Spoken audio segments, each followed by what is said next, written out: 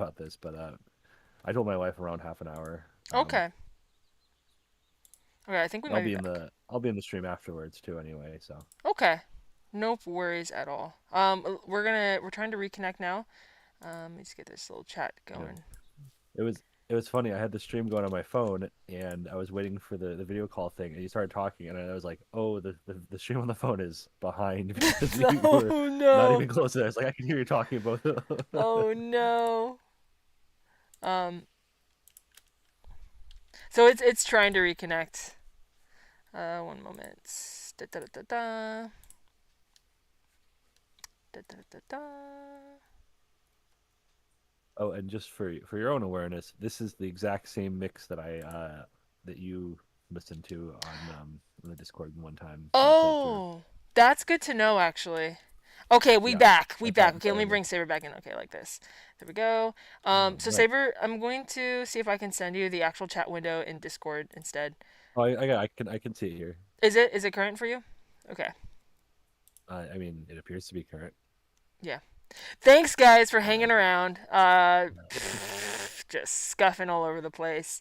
So we've got maybe about 30 minutes with Saber. So we're gonna start off just by just looking at our friend here in all his glory. Hi. It's Hi. so exciting to have you back on.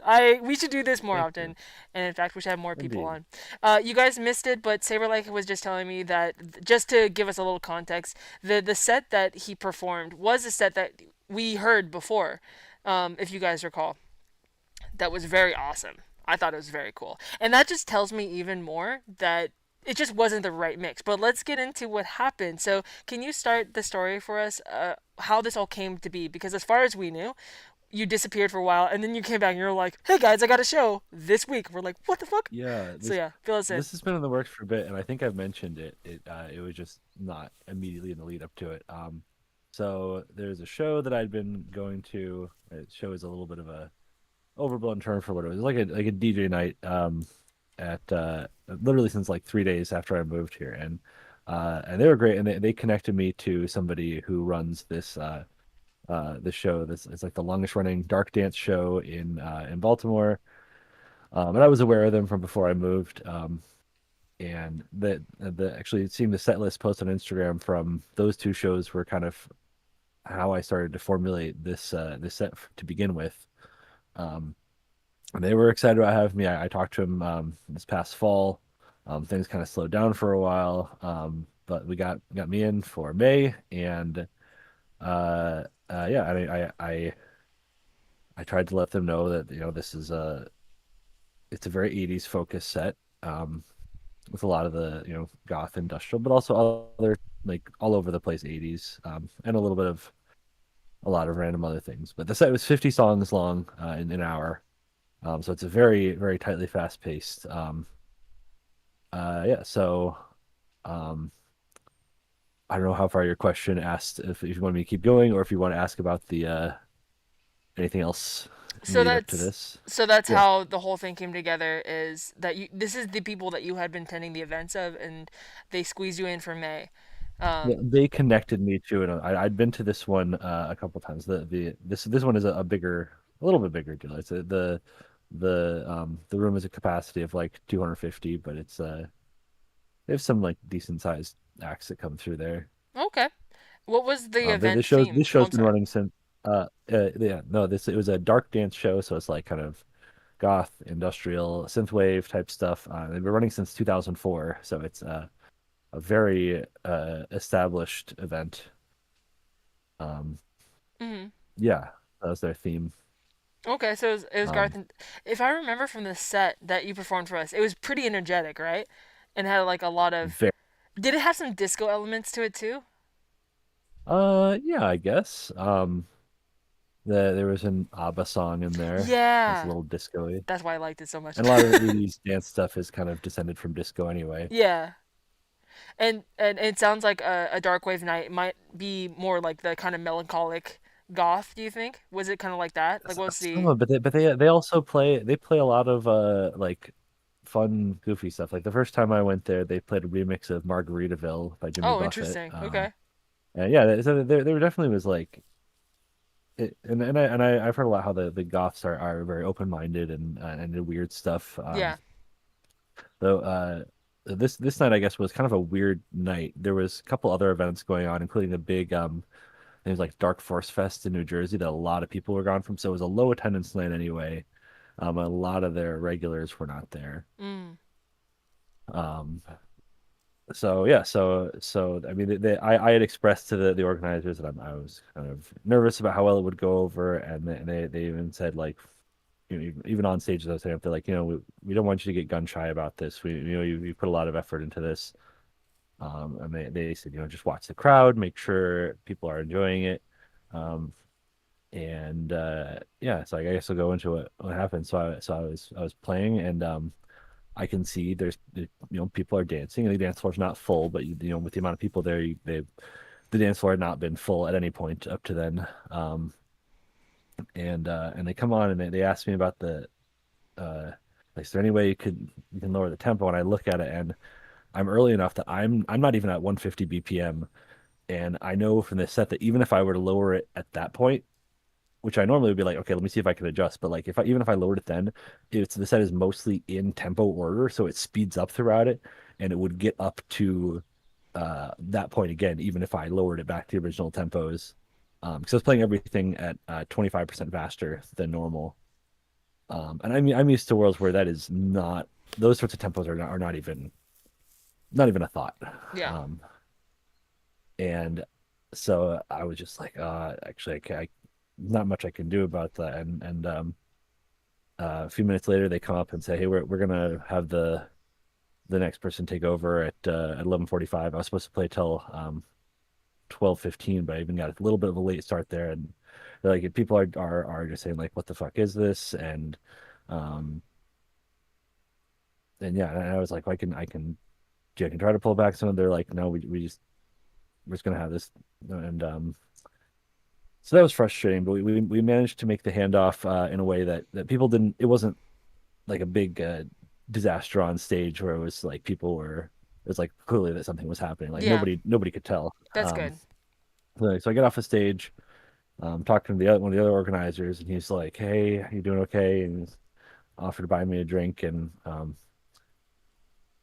somebody comes up who was dancing and was just like, "That was so amazing. That was such an incredible set. Like, do you usually where do you usually play?"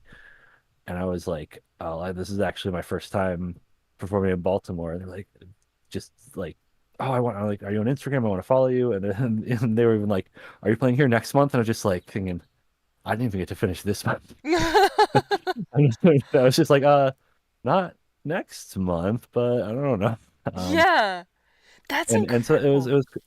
it was cool if that happened right in front of the one of the organizers Yeah. too. So and he even told me like, you know, this is a really weird night, and our usual audience might have been more receptive to it.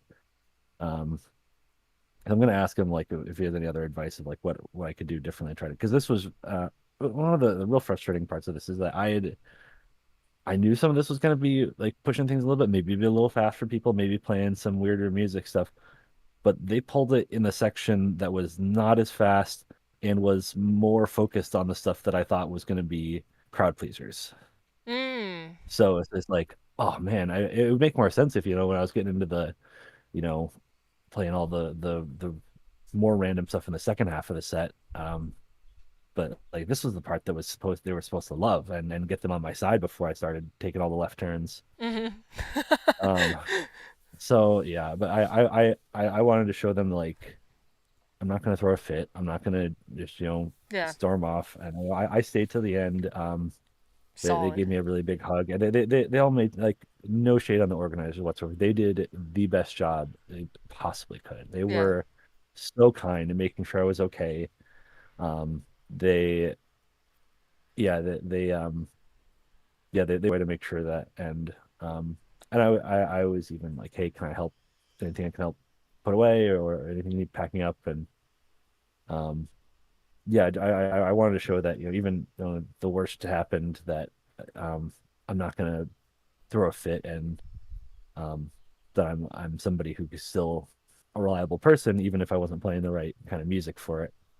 Right. Um, so yeah, Um, yeah, I guess I don't know if you have any other questions Yeah, about yeah, totally. yeah. So thank you for telling us. I don't want to assume, but I can imagine that it's kind of painful to like talk about. Is it painful a little bit, or do you feel kind of like comfortable? Uh yeah, it's not so much painful to talk about, and as painful as it's been to go through, it's maybe not as much as I would have expected it to be. Maybe because it I think, I could tell people were really enjoying it some Yeah, level, but it's really frustrating because this was supposed to be like I always felt like, okay, that I'm new here, nobody's heard me, nobody knows what I can do, but once I can get out there and throw down the gauntlet and say, this is who I am. Look what I can do. Even if not everybody's totally vibing with it, then and you know, there probably will be people who enjoy it, and I can maybe build some opportunities off of that. And it's like, oh man, I got like 25 minutes to this of an hour long set. I didn't even hear the best parts of it. Um, oh, yeah, so so that that was felt the like, time? Was that the timeline? yeah, So you got 25 minutes in and it was supposed to be an hour? Because when you said it was like yeah, it's they roughly, cut yeah, you at like some 40 like 11:45 or something. You're supposed to go to 12:15. That it sounds like your set was yeah. pretty good, like almost there, right? No, it was a little under halfway. So I was supposed to go on at 11:15. And there was a couple technical issues I had to work through, so they played like an extra song or two while I was figuring that out. Um, which is fine. Those things happen. And it wasn't like an immediate like, we're cutting you off now. There was like, they gave me a couple minutes Yeah. to figure out where I was, and I ended up skipping like two songs just to kind of get to end on a song that was a little bit easier to for them to get out of. Um, yeah, it just I mean, I'm assuming it was some older people. That this crowd can, there's a mix of ages, but it skews a little bit older. Some middle-aged people. Got you. I'm assuming they're the ones who are having more issues with it. One, because I think that's the range that might have an issue with these kind of moderate tempos. Right. It's hard to move that fast. And Not everyone's willing to break their yeah, foot, Saber, you know? and I feel like also just anybody my age or younger, I can't imagine complaining that heavily to Right. the organizer about a DJ set. Like, I've heard some awful DJ sets, and when I talk to the organizers, I'm just like, hey, having a great time, and I don't say anything. I let the people, they have their hour. They go up there and do what they want to do, and I maybe don't enjoy it the most, but then somebody else will come on. It's really incredible Um, though that you dipped your toe into this community that you've been vying to get into because you ended on at least even then with good graces. Like you showed up. yeah. It is extremely honorable that you stayed the rest of the time and showed that you're still a part of the community. I think that Hmm. people are way more gracious to like giving people chances and when they see that you're a quality person like that and that they care about you. Yeah. Um, and with the good thing, if I may offer something, I felt so Hmm. much shame, so much like my face would just sweat in the middle of the night after I performed my first shows a few years ago, and because I messed up on each of them so badly in such a humiliating way, and of course was never asked to perform again. Um, it was so humiliating, but I am so glad that those happened up front. I'm glad those were my first shows because it's already out of the way, you know? Like Hmm. and now I can improve. And at least those who saw me flop so bad are a small pool of people versus if I develop a bigger audience that will see me perform. By the time anybody Hmm. really sees me perform, I will have the opportunity to be more polished. It's in where we are confronted with these sort of hardships that we really carve our knives. Like we really become fine tuned. This is the process of fine tuning. I am curious if you were to watch Hmm. back that footage that you had. I am so curious to hear what you would see of the performance. Whether you would see any sort of like, oh, I can improve there, or if you would also see the things that actually went really well. Tell me, when you first got on stage, how did that feel? They're like, "Here comes Saberlike." Like, how did that go? How did you get introduced, and Well, then how did it start? there was no introduction or anything. It was just kind of I waiting for the. I mean, I went up there and saw that there was some. I have an external sound device thing, and it was that wasn't working. So I just like I know how to do that. I would just like kind of get in, and they was like, let me just I'll play another song just to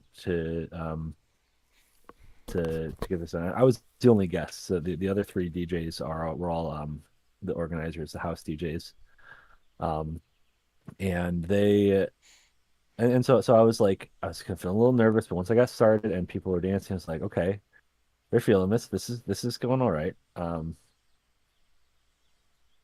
Yeah, it was. I had no indication that there was any issues.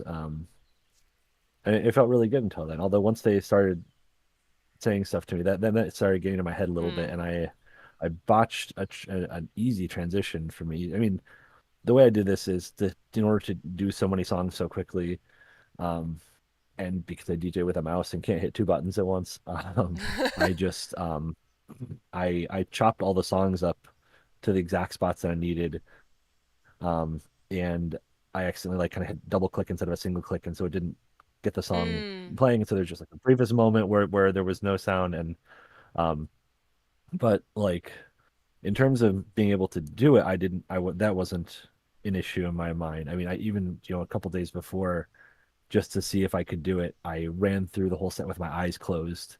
Mm. I open it to set up the next song, get the mouse where I need to be to trigger it, and just like listen for it. The, yeah, could do it just about as good as when looking at it. That's So yeah, yeah, I've been working on this set for like a year. right. It's exciting that it had a chance to breathe out there. It is such a bummer that some people found it abrasive enough that that they had to say something. But the fact that people were dancing, the fact that someone went out Hmm. of the way to come up to you specifically to express emphatically how much they wanted to see you again, that's that's something to Yeah, really hang your hat on. You know? it definitely helps soften the blow. I mean, especially, I mean, even people dancing, I could have dismissed that to some level in Yeah. my mind, but somebody, yeah, that is the most anybody has ever gushed about how good um my stuff is, and so that was cool to hear. It felt a little bit hollow at the time because it's just like, yeah, I appreciate you letting me know. Oh, I was extremely grateful to them. Um, I didn't let any disappointment come through because it was that was what I needed to hear in the moment. But yeah. really, the feeling I felt after coming off there was just I just felt so deflated. Just like ah, this is supposed to be the next step, and once again, it's just you know pulled away from me, or not even when I was close to achieving. I was like in the middle of it, and yeah, Yeah. There's no way to necessarily put sugar on it. It's a very brutal experience. One yeah, that I think that would make most people shrink and shy away from trying again. It is yeah, uh it is something I hear commonly though, and we don't really think about it when we think of people that have already made it, like Cyndi Lauper or Madonna. They talk all often, not often, sorry, they've talked at length, is what I mean, about their mm, beginnings and just how much they were rejected and shut down and told that they were not good enough, and the years, the decades that they had to go against that before breaking through. It reminds me of what you're going through now as symptomatic of being on the right path, symptomatic of being the right person doing the right thing. Your yeah, style, one of the things that I like truly adore about you is you are you. You have your style, you have your yeah, vision, and that's more invaluable than a DJ that can get along with people, you know, or that with any artist yeah. that could just be palatable. To have a unique thing about you, Thank because you. you invite people to not only try on something different, but you also will speak to people specifically that need that itch scratched, like that person that came up to you. You know, Yeah, it's a heavy hat to hold to be fucking weird, and I mean that in the beautiful way because I'm fucking weird. To wear that hat is a heavy hat. You know what I mean? yeah. I've been saying to people it's tough being an iconoclast sometimes.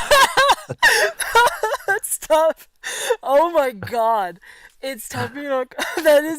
That is an incredible statement. It is. It is. It Yeah, is. It is and because yeah. no, go ahead. No, please. I would say it's I think once if I can get some more success, this will be something I can look back on and say like, okay, that's kind of cool that I pissed off all the stodgy old heads who couldn't get with it. Um, in the moment, it absolutely sucks to deal with, but um, I'm okay with ruffling a few feathers. Because it would have been nice if I could actually finished and ruffled the feathers the rest of the way, I guess.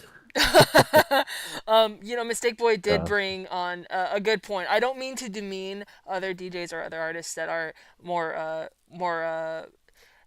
recognizable. Like mhm, in their styling, they're more familiar.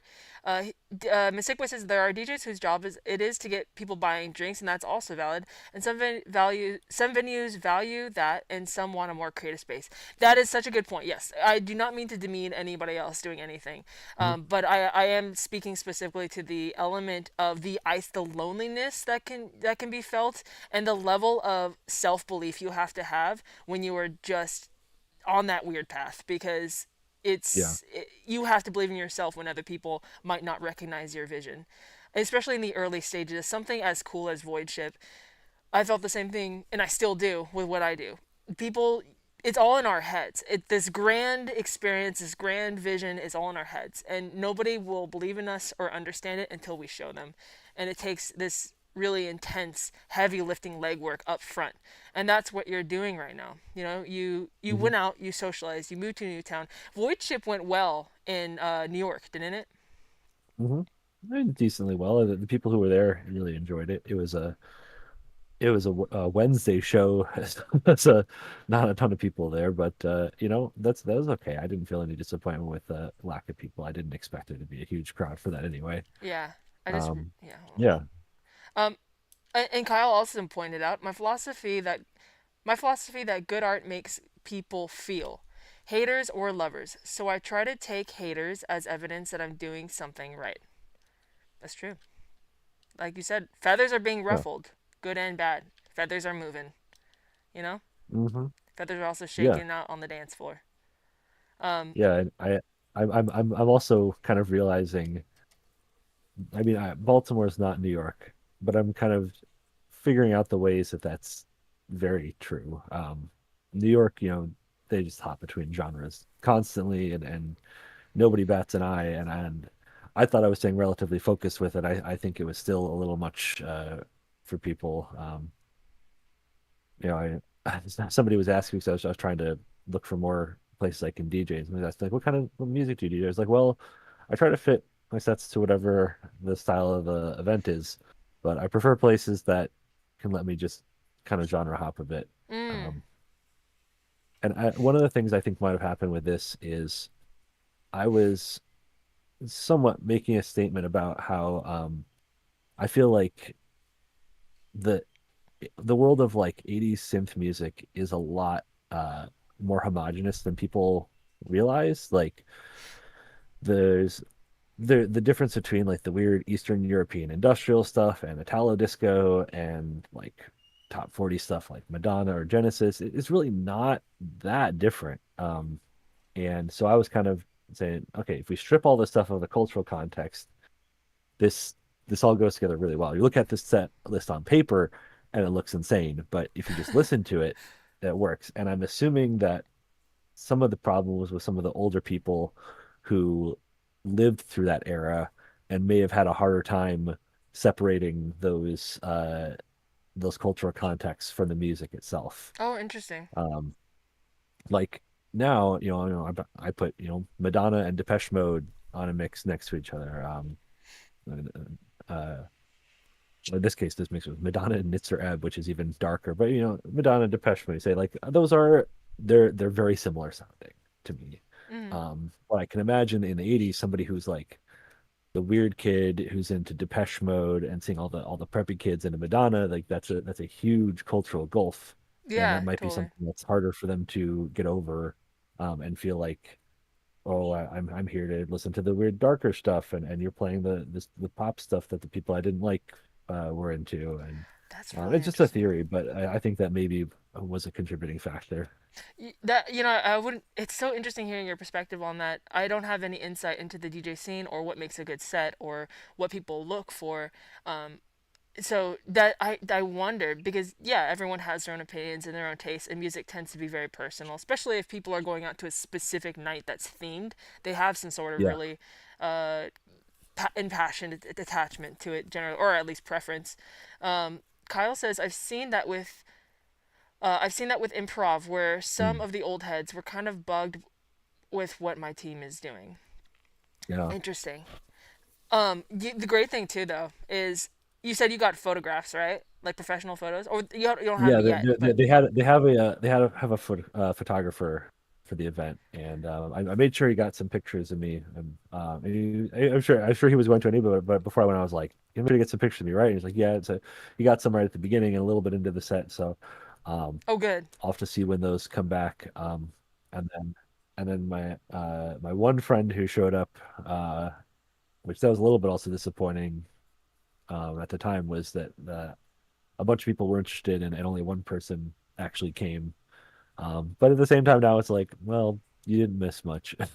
But my one friend got like one video. I haven't gotten around to watching it. It's not so much like it's, oh, this is too painful. It just, this has been a busy week for me, and I'm yeah, with some Yeah, stuff trying to get yeah. done. And That's good. They have a balanced perspective with that. Monochrome Aki, hey, welcome, welcome, welcome, welcome. hi. Thanks for jumping in.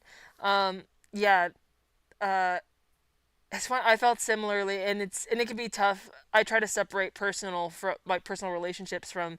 I try to pretend that nobody knows me and to expect nothing of anybody because especially on my first show, those that come out and then those who said they were going to come out and then didn't. It can be kind of a little Mhm. painful only because our projects are so personal to us, and you're like, why don't you care Yeah. the same way I do? But yeah, I recognize Well, that a little bit too.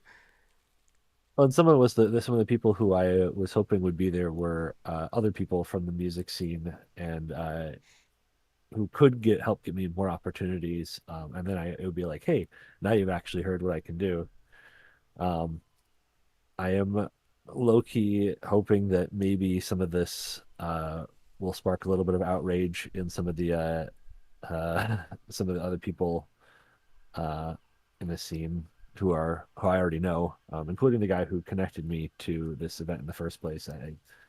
He even said he told me he would come for me. He ended up not being able to DJing another show that night, so that was fine. But he had told me that he had stopped going to that because of some of the people there, but he Mm. would definitely go for me. So that gives me an indication that there might be some a little bit. I mean, I don't have much direct knowledge of what they're like, but I guess there's some people who are not the most agreeable who attend there. That's so interesting too. So Like yeah, different cliques and different power dynamics at play. You know, yeah. the cool thing about you having photos and the cool thing about you have even played there is if you go to another venue or you're promoting your work, no one needs to know what happened to your set. All they know is you Oh did yeah, perform, exactly. and here And are the the cool the photos.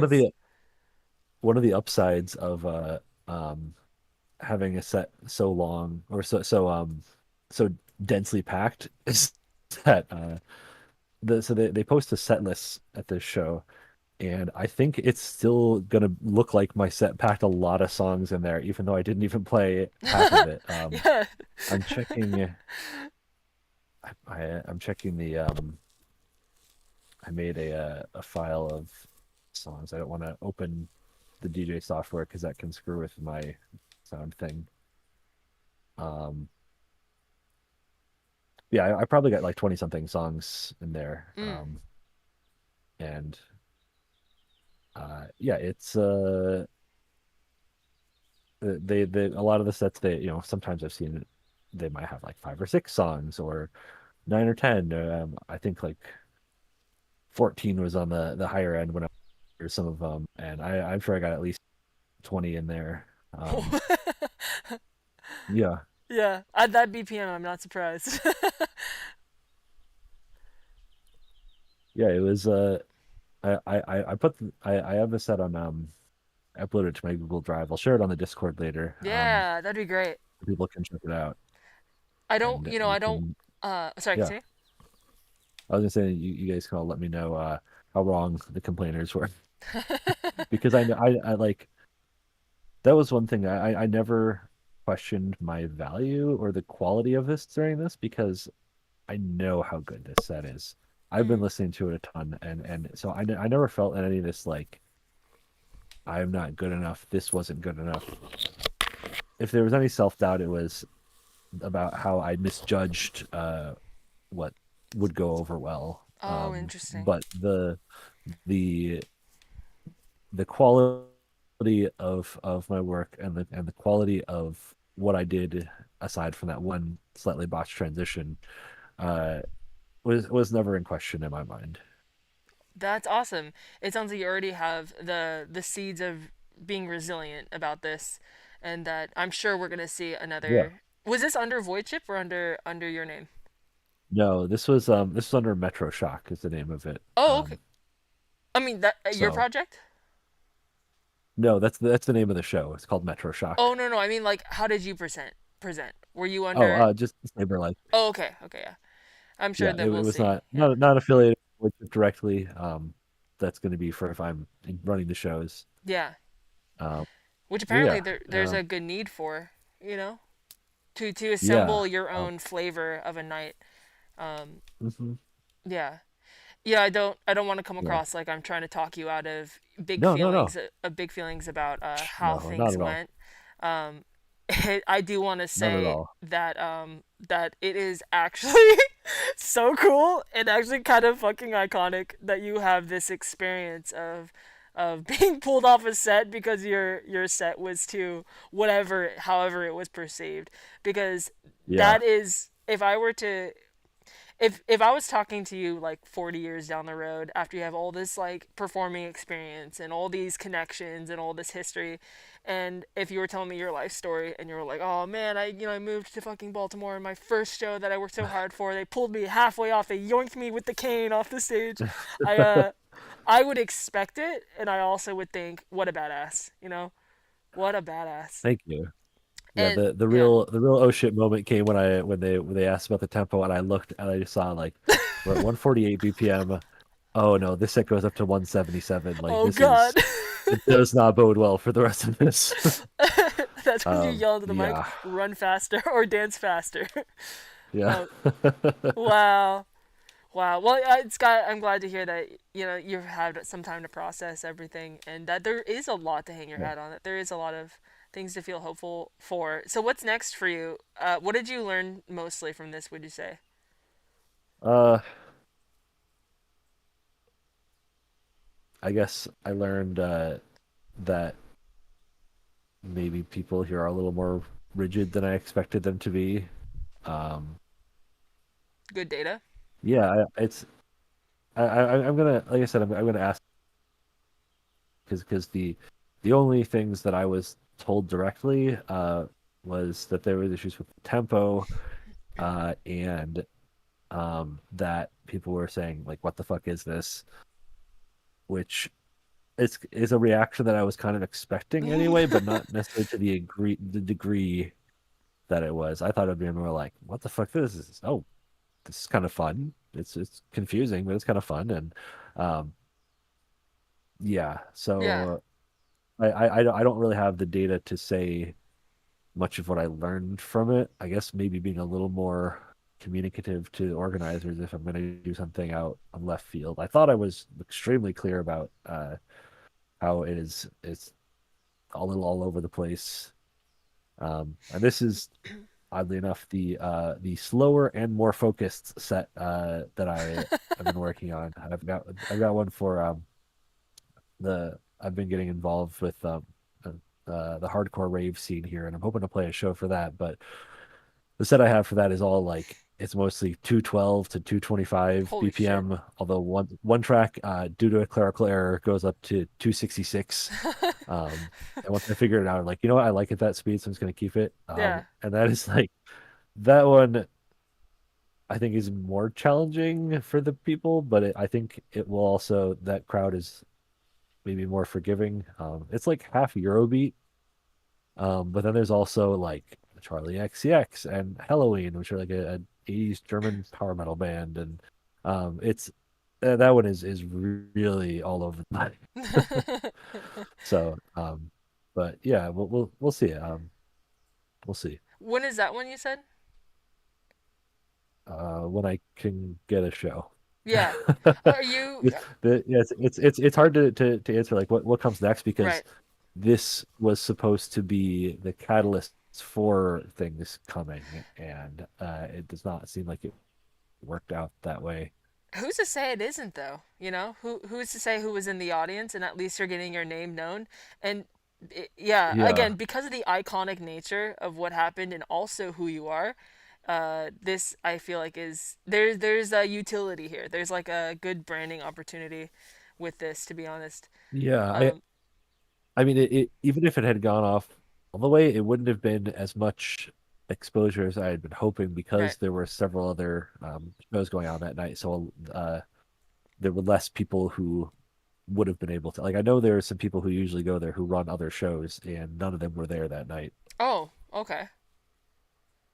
Huh. For better or for worse. So Um, huh. yeah, You know, it may not be the grand launching pad that it could have been.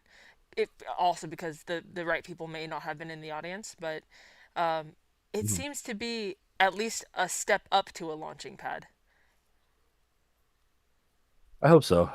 Yeah, and you know, it just It was happened though. It's probably still really raw. yeah, it was. I mean, I went 3 years in New York not being able to get a show booked despite knowing all the right people until I played Void Ship. Um, and so I'm just hoping that I get something actually moving here. I'm used to unfortunately I'm very used to things not moving. So it's not exactly a new state. It's not so much like, oh man, I'm not where I was hope like I didn't I'm somewhere else. I'm like I'm the same place that I've been in, unfortunately. Um, Yeah. I just want to, yeah, move on, do more. Okay. Yeah. Do you think that some part of our level of expectation for the grand what's it called? I also have a grand sort of perspective on the shows I've done and stuff. Like leading up to it, you think, oh, this is gonna be like some really big stepping stone. Do you think that that's a part of a product of some sort of maybe uh, media influence? Like, is that I'm thinking when I think about that, I think of like Disney Channel, of where like they're like, oh, it's my first show, and then it like turns out this great thing, and then it's like it has some sort of great outcome. Whereas this is movement. I know you said you're used to things not going anywhere, but this was you going somewhere, and there's gonna be a next place that you go. You know, this was a huge going somewhere. Yeah, I think it's more of a product of just like feeling so stagnant on this stuff for so long. Yeah, Even before trying to do shows, just putting my own stuff out, and um, 2025 is the sixth year in a row that I've said this is going to be my year, and I'm hoping it will actually be true this time.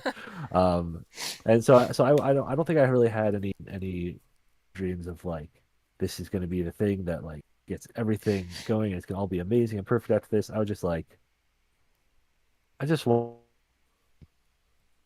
this to give me some momentum. And I yeah, want this, I want this to lead to another show. I want something to come from this. And right now, it kind of feels like it just kind of is dead in the water again. I see So what you mean. um, yeah, I think my expectations are pretty tempered at this point, but Yeah, still somehow it's it keeps going. yeah. It's it's all experience in the end. It's all what's it called? A contribution to the totality of where you're going. What so you're gonna Yeah. probably rest for a while, right? And kind of what's next for you I even outside of music, just like in your life. uh I mean, I'm trying to find another job right now. I'm working very part time and just applied. applied for one today. That's just a cashiering job within walking distance, Oh, but it's nice. something. Yeah. Yeah, not having my own car makes it a little more difficult. And I'm doing I'm working to finish a song I'm producing for a friend that's going to be done this weekend and should be out at the end of the month. Um, but yeah, uh I'm hoping I can play on the show. And I'm actually not at the point where like I need to rest now. And like if somebody was like, "Hey, we want you to play," I was gonna say next Friday, but next Friday I there's an event I don't want to miss. But at least they're like a couple of weeks we got something and we want you to play. I would be like, let's do it. You'd get back Um, on it. Yeah. assuming I have something that would work for it. So I have a couple sets ready, but I want to make sure that it's like if they say like play a house set in 3 weeks, like give me a minute to work on it. Yeah, But yeah. Also, a house set would be different, huh? yeah, I mean genre wise, Oh, got house you. not like a house party I could do. I mean like if it was like a house music event, I could do it. It would just take a little bit Yeah. to because I don't have a set for that prepared. But yeah, I'm itching for something more. I will yeah, Yeah. I will jump on whatever I can jump on. Yeah, because I mean, now you have like a little taste, right? Like little taste of Yep, how it feels to get up there and all too have that. little taste. Yeah, maybe, but sometimes it makes you even more hungry in some sense. Does anybody Yep. have any questions for our beloved egg here about No. this event? There are a lot of eggs that dream about performing or dream about doing whatever their equivalent of performing is. Taking that public big step that officiates their goal. What is that? The flipping thing. Oh, it's a little like, fidget toy thing I've been playing with. Ooh, it That's why I've looks been looking fun. down a lot. I was kind of like fiddling with this thing. It looks Yeah, really fun. I realized like when I was like, oh, I'm looking down a lot. I maybe look at like I'm kind of morose over this, but I've just been fiddling with this and Yeah, that's so funny. stimming. Because every time you look down, I'm like, oh no.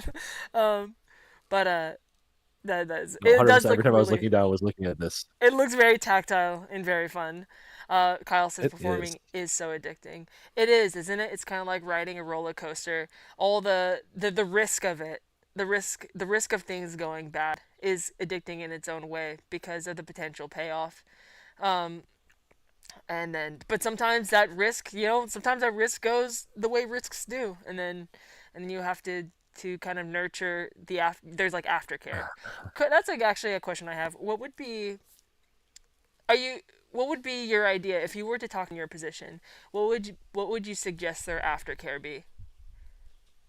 What would you tell them about this situation? Um, that's a good question. Um, I guess just to hold on to the positive stuff that, somebody did really enjoy this and to just try to keep moving and find something else. Um, yeah, even when I get discouraged about stuff like this, it's not in me to give up this sort of thing. As I tell you, sometimes I can feel really foolish for not being able to give up, but I won't give up. Um, it can feel pointless sometimes. Like, why am I doing this to myself? I'm keeping going, but I still keep going. Yeah. What's a lesson I learned from all this? I guess just make sure communication is extra clear, and um, I probably could have done an even better job about communicating with the organizers about how all over the place the set got. But at the same time, like the stuff that I would have brought up and been more concerned about was the stuff that didn't get played. Um, like 5 more minutes and we would have been playing K-pop. We were actually just on the verge of the spot that I was like, this couple song run right here is where I'm most concerned about losing them. And we didn't even make it to that point. So who knows? Are there any other Like artists? I Oh said, yeah, it will sorry. it will, once I like I was saying earlier, once I ask the organizer for some feedback, I think that will help me figure out more what I learned. But um, I guess I learned that people here aren't as open to genre hopping, and their threshold for higher tempos is completely different from my own. um, would you share with us what you do learn? I'd be really curious to hear Yeah, I will. what they have to say. And if you end up Absolutely. watching the footage, or if you'd like for us to watch it with you, it would be so interesting to hear what insights you gain, the good and the bad. Yeah, I'll probably post it. I don't know uh I don't know how long the clip is or what's going on the screen behind me if it's okay because yeah because they let me pick a movie to show on the screen behind me during Shaw my set. Brothers. I picked The Doctor's Omen, which is a wild horror movie. I don't know if anybody here watched. We watched that one around Halloween this year. And so I don't know if what was going on it was captured and I know the scene where the guy pukes up an eel is not was happened sometime during my set because I didn't see that before or Oh my after. god, Uh, that is a bold choice. but yeah, but people apparently were asking the organizer what the movie Oh, was okay, because there you go. they thought it was really cool. So There you that go. I was like, you know what? At least I got to subject this entire crowd to this movie. Mistake Boy says it's very easy to forget the wins during the losses. Mm. That's so true. Well said. Kyle also asks, "What has helped you be that determined? I'm very impressed by your resolution." Um, hmm. I guess I think how to describe this. I guess like the alternative is to just give up completely, and that just seems so much worse.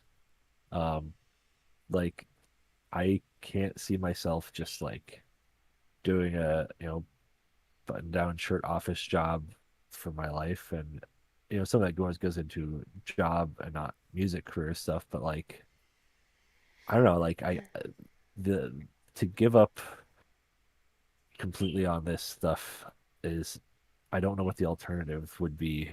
Um, and I don't think I would like the alternative all that much. Mm, So just kind of like I just keep going because that's what there is. I keep going or I give up, mm. and I'm not going to give up. Hell Um, yeah. yeah, Ash says, "Man, I would have loved that set to be honest.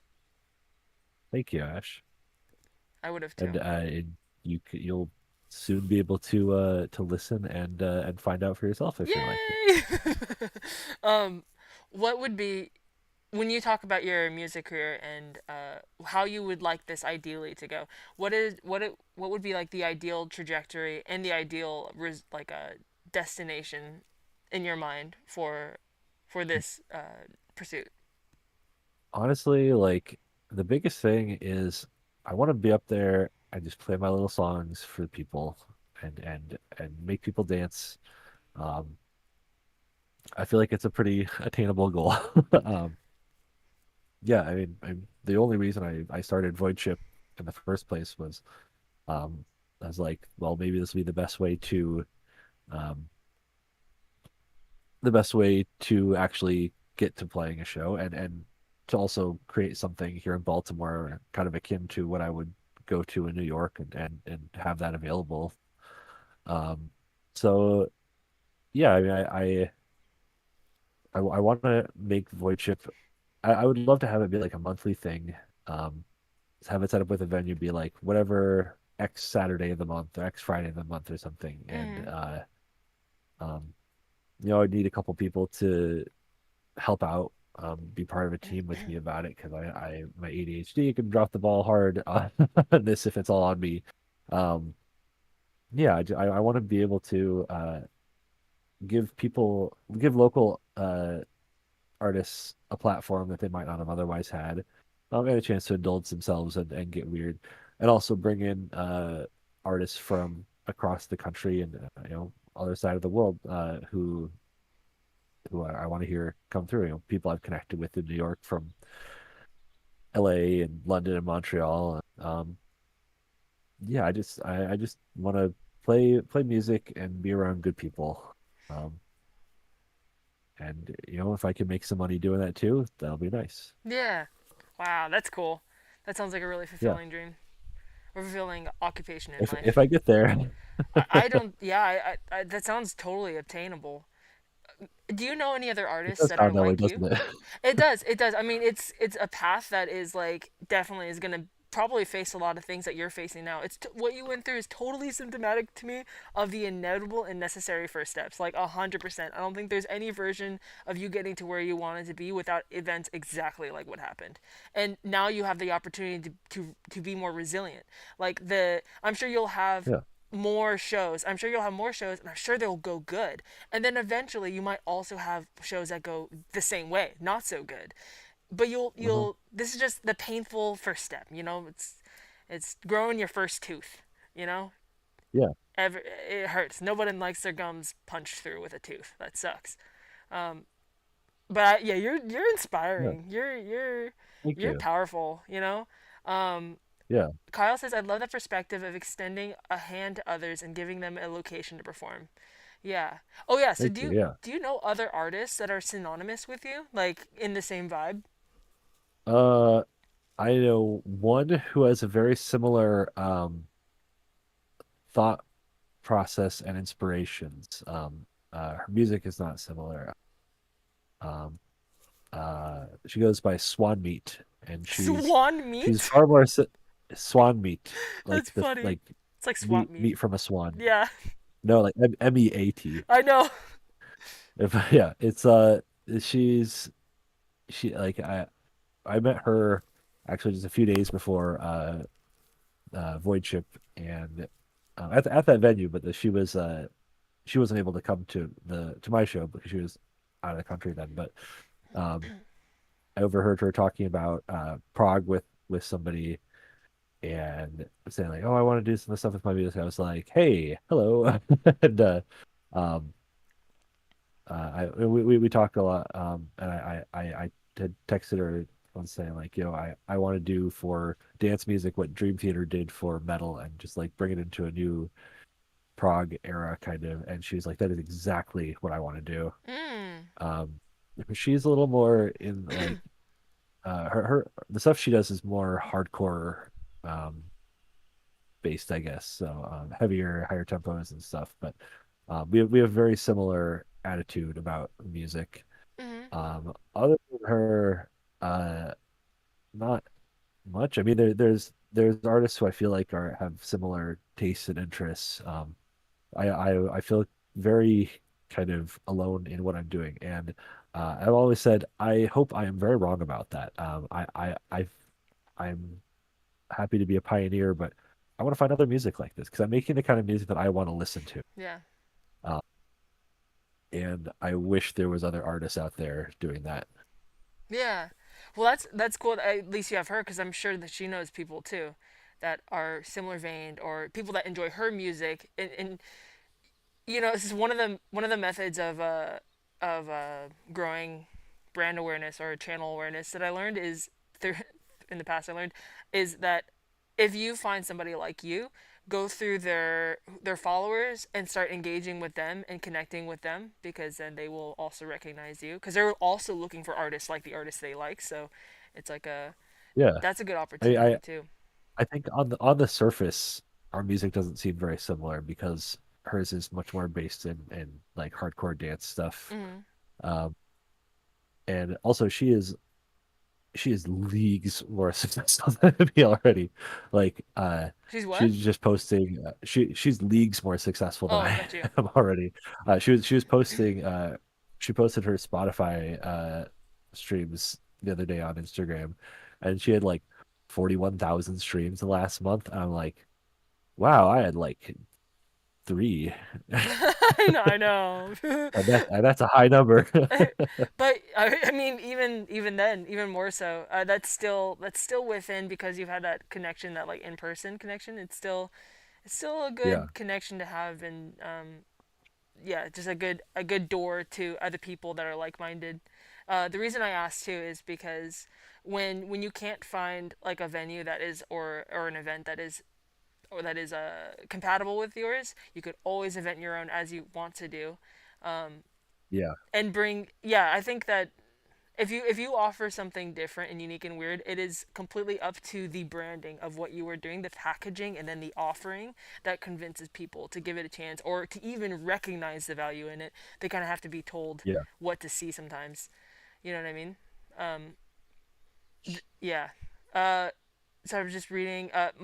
Oh, Monochrome Aki's already probably gone, but by Monochrome Aki, where if you watch this later, we're gonna be talking about Night Feather here soon. Ash says I'm done with work and have to go catch the bus. Thanks y'all for the stream. Yeah, hope to hear your set soon, Saber. Bye, Ash. Please be safe on the bus. Have fun. Um, and that's awesome that you're off of work and get to go be a person in your own life now. That's awesome. Um, may I show you something, Saber? This is corny, but Sure. when you were talking about what you had gone through, is there anything else, by the way, that you want to add to these thoughts, or there's something I want to show you? Uh, no, I mean, I could keep talking, but I feel like I'd just be rambling and repeating myself, which is not uncommon for me. So I'll Same. spare you all that. Okay. Well, thank you for so far. Just sharing such Yeah. a raw, recent, painful thing, but also because Yeah, you're. thank you. You know, I think it's even though it's been difficult, it's something that people face, and I think it's important to be upfront and honest about these sorts of things, and to not just try to pretend that everything's perfect. Because if we pretend everything's perfect, then when things aren't going perfect for other people, then they say like, well, it's not going perfect for me, but it's going perfect for everybody else, and it's important to be able to acknowledge this sort of stuff and just say like sometimes it sucks and this is what we got to do and just keep your head up high and be nice to people and yeah. Aw. Here, let me show you something. Well said. Yeah.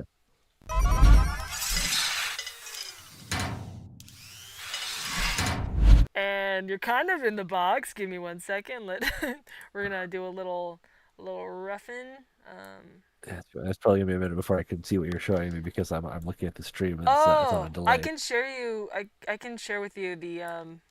That's good. That's good though. It gives me a time to beautify the situation. Um.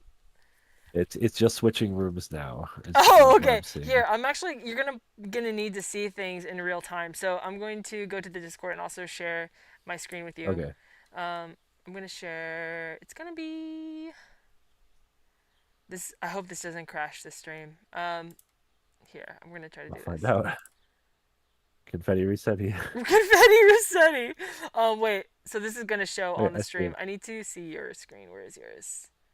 I need to see. Where did you go? Where did you go? I'm here. Um, sorry everybody. Just trying to. I need to see Saber's screen. Show my own camera. Show no. Share stream audio. Reference. Damn. Damn. I can't see you anymore. Um, I know there's a way I'm right to over here. pinned messages. You can see you. I can't Just see you. keep following my voice. You'll get there. Wait, guys, I'm so sorry. No, that's not it. Damn. I'm sure I'm just missing it. Show user profile now. Pin, pin message. Because there's a way to prioritize which screen is being shown, and I can't see yours at all anymore. I can only see Oh, um the screen I'm showing you.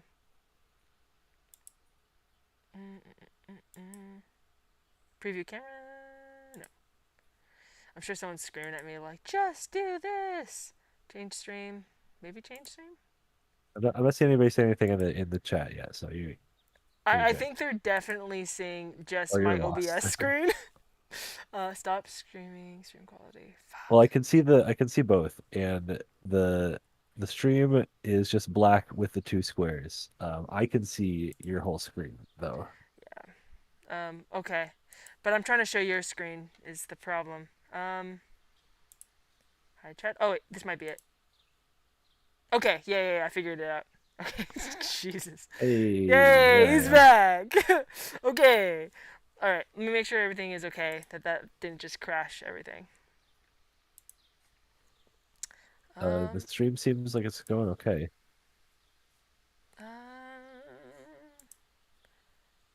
Can we get a confirmation that you guys can see it in the chat? Because I want to make sure everyone can see before we move on.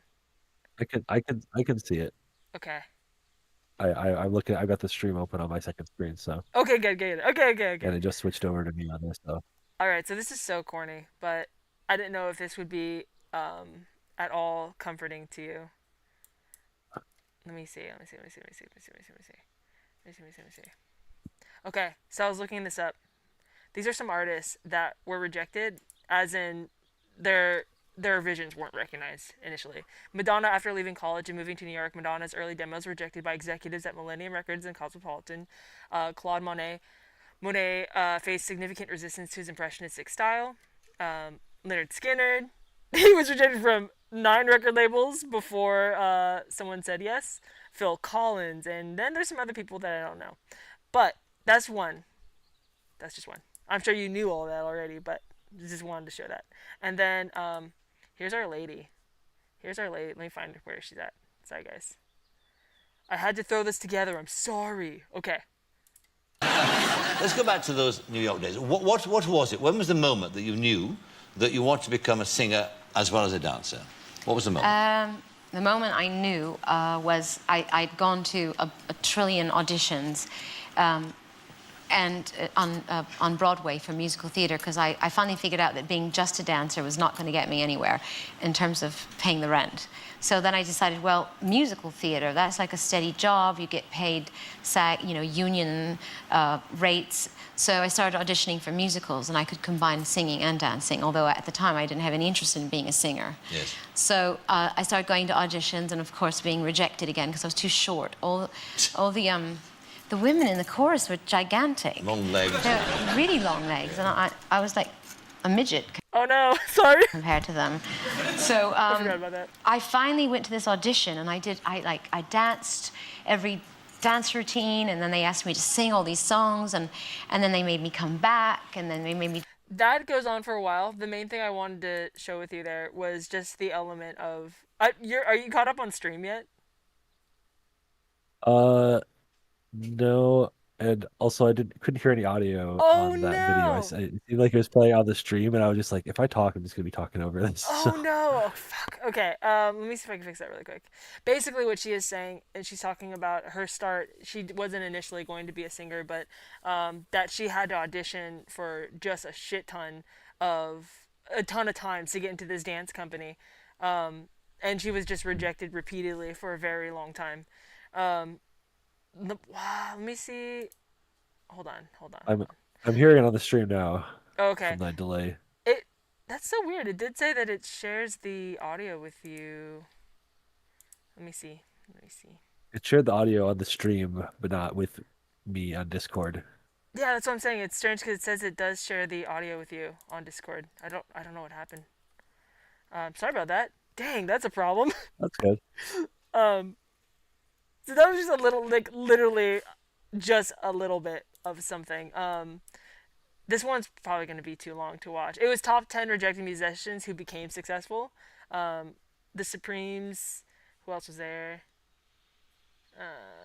Well, I can give a story of one of my musical heroes, Jim Steinman, who, uh, when he was workshopping or and shopping around "Bat Out of Hell" by Meatloaf, he said I think it was like 50 or 100 different places tried to get him to buy it to produce the album, and nobody wanted it until was it Todd Rundgren heard it and thought it felt like a parody of Bruce Springsteen and thought it was too funny not to see the light of day. So he hired him for it. But he went on to, that album is the only album of the top 10 highest selling albums of all time to have all the music and lyrics written by one person. He went on to be the first person to have the number one and number two written the number one and number two songs on the charts at the same time, which was Total Eclipse of the Heart by Bonnie Tyler and Making Love Out of Nothing at All by Air Supply. Wow. He should be a household name for all he's done, but he had it took a long time to get anybody to want to take a chance on him. That's actually a great example. That's better than whatever weird Madonna clip I just showed you. And I'm glad that you have that story rolling in the back of your head too, because Yeah. it's I don't know, I find it comforting to look at people that's had to go through so many trials and rejections to get somewhere. There was this other one I wanted to show you. This one is so short, but you're not gonna see it for a minute. Damn it, that's so weird though, because like I said, the audio says it's going to you. Um, Mm. oh wait, maybe. Oh, I I, know what. Wait, no, it still should go to I you. I caught the stream up more than it was. I don't know how it got lagged so far behind, but I'm You're. close to live Oh, now. okay, okay. Let me see if I can show you this other one. I'm yeah, maybe 10 seconds behind or so. Okay, here's one. Hold on. Oh no. There's a lot of chapters in your life. And of course, that was like my big defining chapter, right? The thing is, you can't let one chapter, which seems really big, define your whole life, because it's not. You're gonna go on this incredible journey, right? And I'm just here to tell you, I did the same thing. I didn't realize, there's a lot of I chapters. want to see the rest of what she's saying so much, but I just liked her sentiment, and I liked this video clip of her. Yeah. Um, she's older now. She's already had all this experience, and a lot of people have a lot of negative things to say about Cyndi Lauper. Like I saw some when I was looking for, because I've seen interviews of her talking about the hardships when she first started. I couldn't find any in time for this live stream, but in the past I've seen them, and I always found her tenacity, her self vision, her resilience really inspiring. But a lot Yeah. of people were saying that she's like the sad life of Cyndi Lauper, as in like because of her age now and where she's at now, that they have Mm. some sort of negative impression. But I looking at her, especially older, still doing her thing, and just her expression of the the uh, the sentiment that like life can be in chapters, and that one big chapter doesn't have to define your whole life. You know, Yeah. I don't know. I just And find her I awesome and inspiring. I think that this is also a good time to say as an aside that Girls Just Want to Have Fun is a cover, and I think the original is much, much better than her version. And weirdly enough, sung by a guy. Really? But it's a more it's a faster, more guitar driven track. Oh, interesting. I've never heard it. Yeah. How I'll interesting. share it in the Discord. Yeah. It's really good. It's Oh, one of those thank ones where you. it's like, wow, the original less famous version is it's a lot more fun. Oh, interesting. Kyle says, sorry for jumping in late. Are you by a chance on a Mac, Yolk? Sharing audio in Discord is weird. No, I'm on Windows. Yeah, on my settings in Discord, it says I am sharing the audio. So, yeah, I'm sure I have to do a setting in OBS probably. I have to probably create a new audio channel going out. Um, but yeah. There was, let's see, I think there might have been, other than that, what's it called? There was the top 10 rejected artists, but it's so long. I'm sure you know most of them anyway. Um, like Linkin And Park. really, so many major artists had failures early on in their career. Yeah. Not I that I think would it's not say, uncommon. yeah, and I don't want to come off like I'm trying to say your event was a failure, because I don't think it is. But just Yeah. the element of having these hardships where things don't go, and it's not Mhm. received the way that you want it to be. Anyway, this is all I wanted to share. That's it. Um, Thank you. do you have anything that you wanted to share while we are in this reviewing window? Um, uh, I guess be on the lookout for this song that I'm producing towards the end of the month. I think May Yeah. 27 it comes out. It's a very fun song. I have a lot of work to do still for the next couple days, but Hell um, yeah. yeah, The and I'll give 27th. more details. I'll give more details as I figure it out. But I at some point in the not super near future, I'm going to be doing in a live stream YouTube interview with someone Ooh. that might not be expected. My dad actually. So it's Woo! not the biggest get, but yeah. Um, just what he was he spent most of his career working in missions, and I wanted to do a Q&A kind of like dispelling some of the popular misconceptions about it, and answering people's questions and addressing people's concerns with global mission stuff, because I see a lot of people out there um seem to like they raise valid concerns, but they're not understanding what's really going on right now. That would be a good thing to put out there in the world. Oh, that's really interesting. When is that happening? So I don't know. I've been kind of mulling the idea over for a few months. I just brought the idea up to him the other day, and he's very interested. But there's, yeah, I got to figure out what the content of that is going to be. I got to figure out the streaming side of everything. But yeah, so look for that eventually. Awesome. There'll be Keep us plenty of warning when posted. that comes. Yeah, keep us Will do. posted. And then, so on the 27th, that song comes out. We will definitely talk about it Yes. and listen to it. The next Stream Supreme is on the 21st, so we'll check back in with you Yeah. to see how The things are going. I can just say what the song is the song is called Stooge, and the artist is Rhett Rhapsody. Rhett Rhapsody? So yep. Interesting. I will, yeah, follow his stuff. He's a good guy. We've been friends since lockdown. We Hell met yeah, shout out. online, so we've been meaning to do something together for a while, and now we're finally this is gonna be the lead single from his album. Oh, that's so cool. That's very Yeah, exciting. It'll be really cool to hear. And to meet whoever this Rhett what? Rhett Rhapsody. Rhett Rhapsody. Thank you. I Yeah. almost said Rhett Stooge, like I could put it together. Rhett Rhapsody. Oh yeah, that would be really cool to hear. Here, Yeah. let's go to back over here. You guys tired of our animation yet? We are back. Thank you so much for talking, Saber. Um, Yeah, you're welcome. yeah, I don't know if you need us to tell you, but obviously we believe in you and we love and cherish you, and think that what you are Thank doing you. is I'll speak for myself. I think what you're doing is just so badass and so awesome and really inspiring. Thank Um, you. now that the Yeah, band-aid of yeah,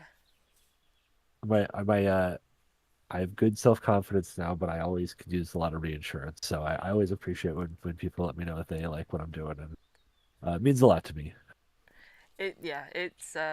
it'll be. I'm even more excited to hear about your next show, and it's inspiring, like I said, to me too, because it reminds me of the importance of not being afraid when things don't go the wrong way, because it's not indicative of how things will go in the future.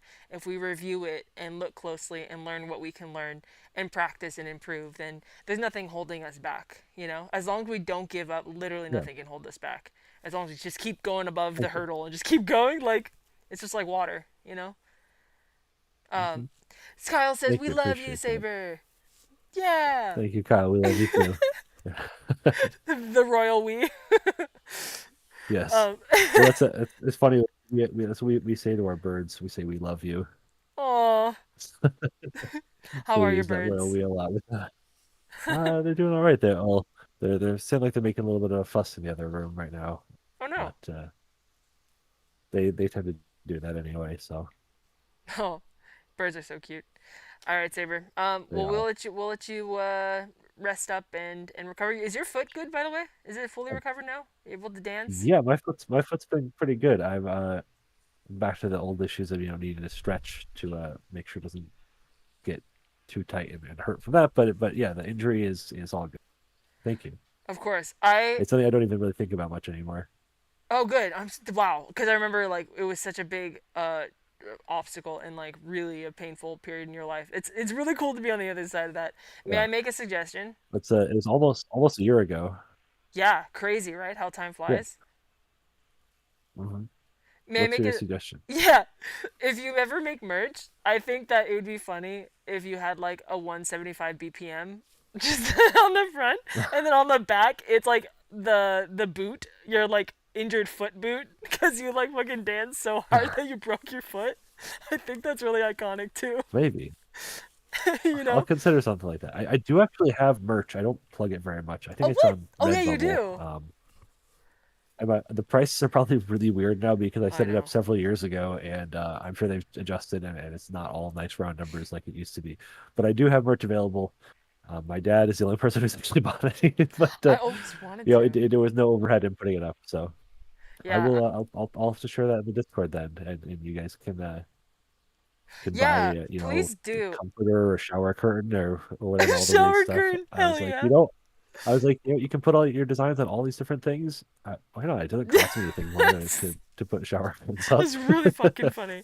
Yeah, please do, and Yeah, then I'll put the link in the video too, the description. yeah. I'll Oh, have to update it because I think the only stuff I have is with my album cover from yeah, like 6 years ago. I want to have stuff with my logo too, but I'll post what I have now at least. yeah, please do.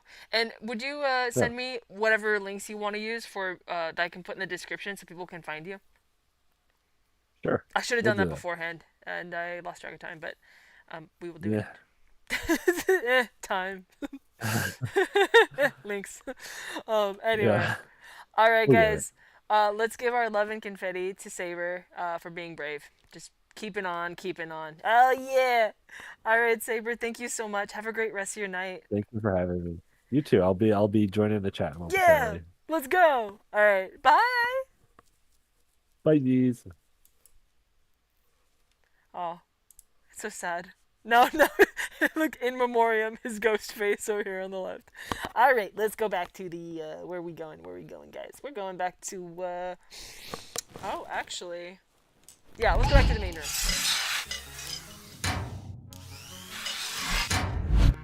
Well, thank you again, Saber. How fun was that?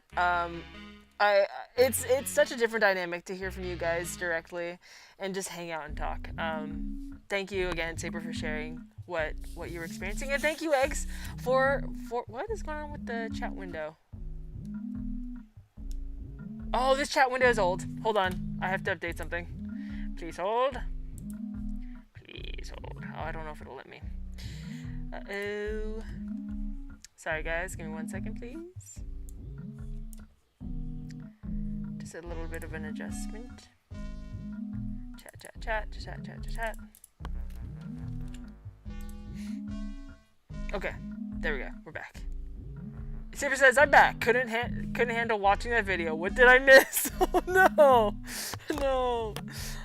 Okay. So, we are at 4:30 now. We've gone over Dream Supremes. We have spoken to Saber and found out what happened. We do, Monochrome Aki did release their song and music video, which we are also going to look at. We have, just a quick notice, Dream Day is coming up. We don't have its day set yet because I won't know until jacarandas start to at least kind of bloom. But within the next month for sure, please start to, if you want to participate in Dream Day, review the Dream Day live stream that occurred a few weeks ago on YouTube. And look forward to the Dream Day tutorials I'm making about how to make like pennant flags and stuff so you can have your own Dream Day.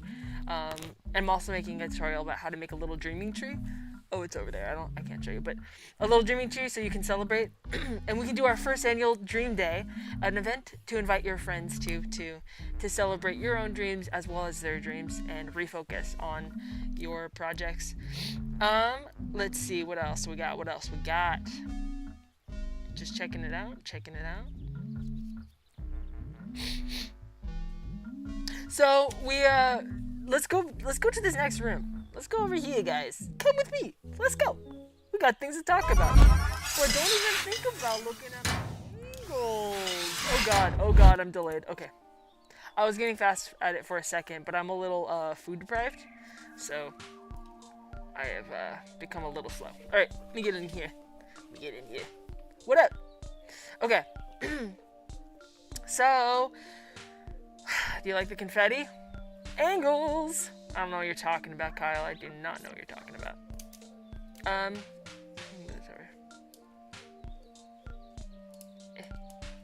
Hold on. I'm so sorry. I get so weird about this. I just can't stand it. Okay, better. So guys, welcome to the review room. There are things we have to talk about. So, I posted in the Discord, you know what, let me just get a little sip of something, because I am starving. Literally. Hold on. One second.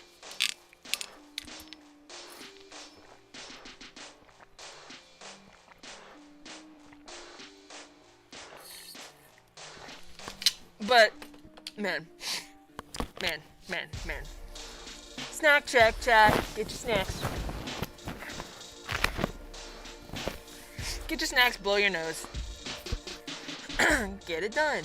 Okay, so I posted in the Discord semi-recently. Let me go back there real quick, and I'll pull it up.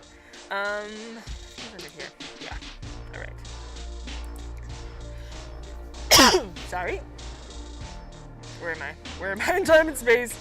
Okay. So check this out.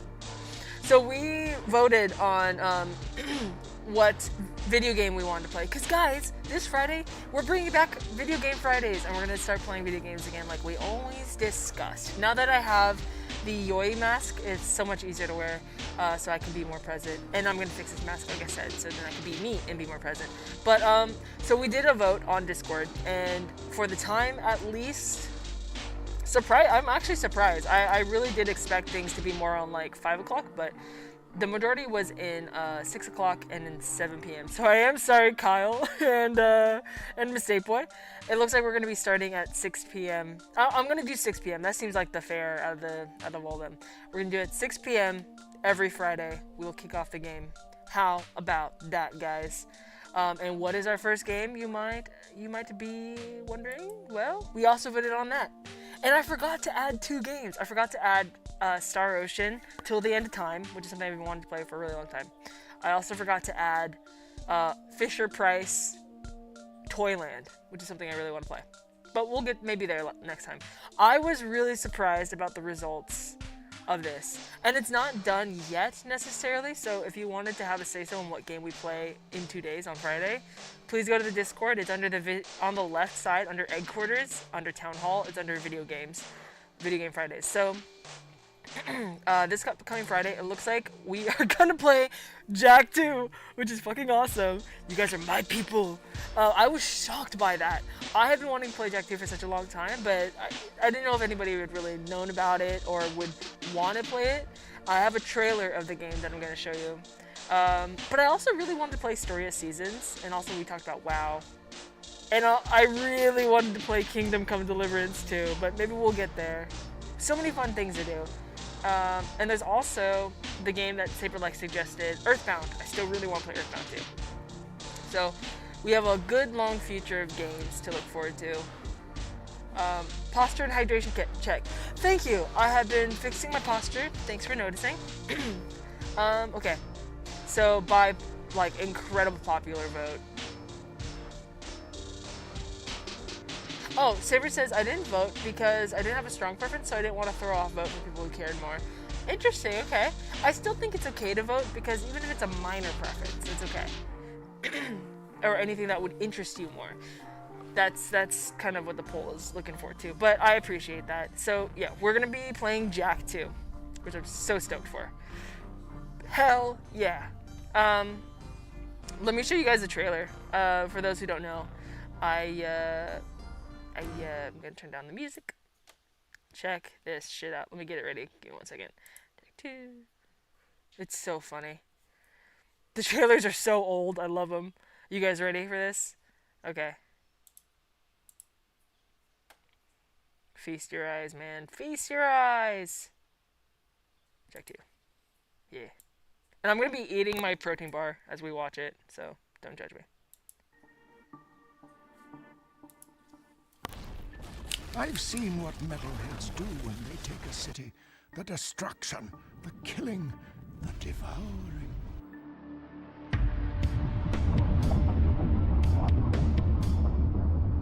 We've got a baron to overthrow, a child heir to protect, an invasion of metalheads to stop, and a city to save. I hope you are prepared for whatever happens.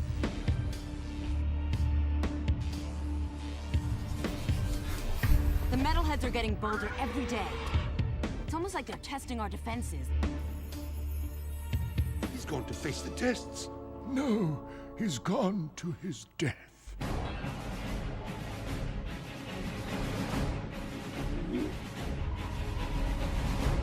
If any of those blast bots reach this place, we're dead. What Whatever deal the Baron made with the metalheads, the city's eco is almost gone, and his time is running out. I think the Baron set me up. What happened to you, Jack? Give me the precursor stone!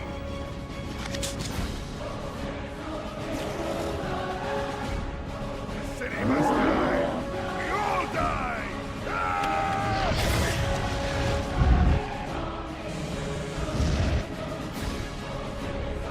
Ready to hunt a few metalheads?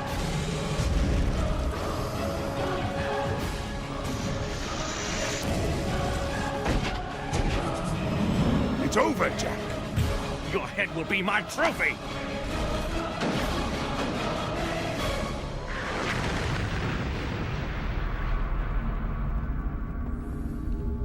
I fucking love this game so much. So that's one. I'm gonna show you three. This is one of my favorite games ever. Though I have never beaten it. And honestly, that trailer doesn't even do it justice. The great thing about Jak 2 in my mind is the immersiveness of the world. What I'm really excited about too is because I was pretty young when I played it, I just didn't have that kind of mental development to understand overarching storylines. I just honestly wanted to vibe. That's why I never completed a lot of games, is I was completely content just walking around talking to NPCs and like beating up people. Like, I didn't necessarily feel the need to like follow through with quests and stuff. So as an adult, it's gonna be so exciting to actually follow through the timeline and the storyline. What I do remember of this game, one of the things I do find that I love about it. Bye, Kyle. Thanks for being here. Have a great night. Is that the game has a really, really great story. Like, it's epic. It's like a grand story. So it's going to be really cool. I think it's going to be really, really cool. To complete together. This is the weapon Jak uses to defeat the enemies here. Would you like to check it out?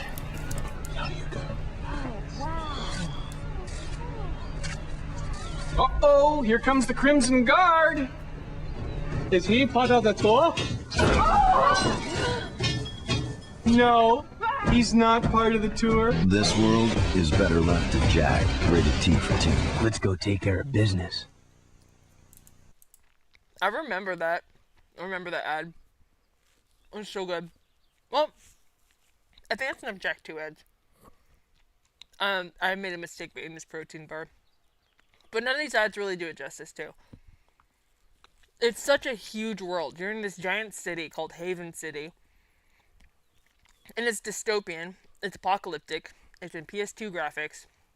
And it has this kind of like authoritarian ruler / government. Not unlike what we're experiencing today. So, plus they got elf ears. Like, that's really awesome. Okay, so that's Jak 2. So we're going to be starting that this Friday, which is going to be awesome. Let's see. Give me 1 second. 1 second. 1 second, 1 second.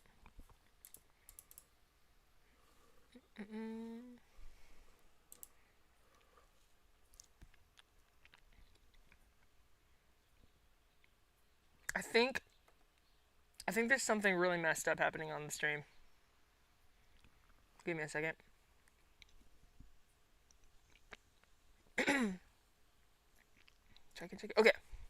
Yeah, I got a weird notice. Okay. So, where was I? So that's Jak 2. It's going to be such a sick game. This protein bar is so sticky. So I've been on a fucking wormhole. Just many wormholes, just blasting. Just pew, pew, pew, coming up and popping up. And I cannot resist them. So I wanted to share them with you. This week's wormholes. I'm going to make a cutscene eventually of like the egg ship floating up. And then it's going to go through a wormhole. Okay. So, have you guys ever heard of mailboxes of truth? There's only 3 people on stream right now, and they're all gonna leave. But I have to tell you the truth about mailboxes of truth. There were these cool little mailboxes in Italy. In fact, here's the wiki. The Mouth of Truth is an ancient Roman marble mask. It's a mask, guys! In Rome, Italy, which stands against the left wall of the portico of the Santa Maria in Cosmedian. I don't know how to pronounce it, church. Okay, I'm not going to pronounce stuff, alright? It's my weakness. I don't want to humiliate myself in front of my friends. The site of the ancient Forum Borarium, the ancient cattle market. According to an enduring medieval legend, it will bite off the hand of any liar who places their hand in its mouth, or alternatively, anyone who utters a lie while their hand is in the mouth. It still attracts many visitors who insert their hands. Awful. But it also had a utility before. The massive marble mask weighs about 2,900 pounds, and probably depicts the face of the sea titan god Oceanus. I don't know if that's how you pronounce it. The eyes, nostrils, and mouth are open. Historians are not quite certain what the original purpose of the disc was. It was probably used as a drain cover in the nearby Temple of Hercules Victor, which had an oculus, a round open space in the middle of the roof, similar to that of the Pantheon. Hence, it could rain inside. It also thought that... Okay, there's a different use for these. Hold on.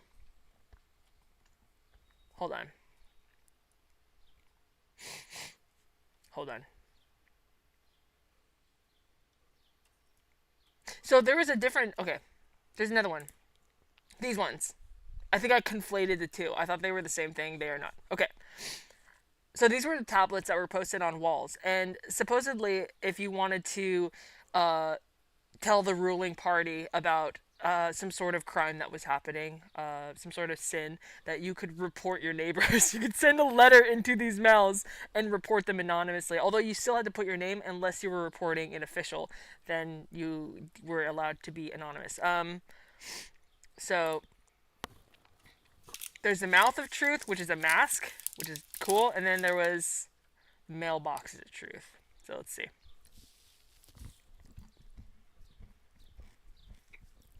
Oh no! My mouth is getting the best of me. I forget how infinitely chewy these things are. Give me a second. Hold on. Saber.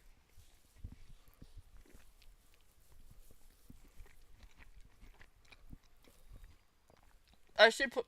This chewing sound is probably disgusting in the mic. I'm going to turn off my mic. I'm so sorry. I should put on another Jack 2 trailer in the meantime. Hold on.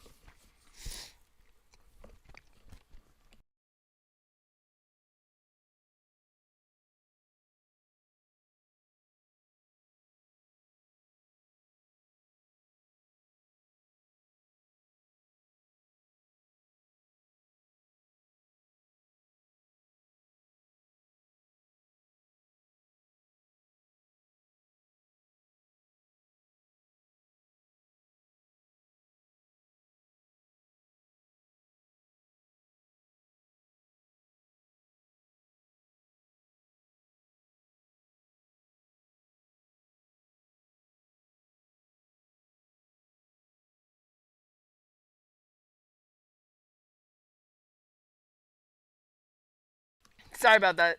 That was just a crazy... This protein bar is crazy. Okay. So, these are what I was thinking about. This is what I get for going out on wormholes at like 2 in the morning. Things just get lines get blurred. Mailboxes of truth get blurred with masks of truth. Which is amazing because I don't know if you know. Have you heard of the Mask of Truth from Majora's Mask? Well, you will.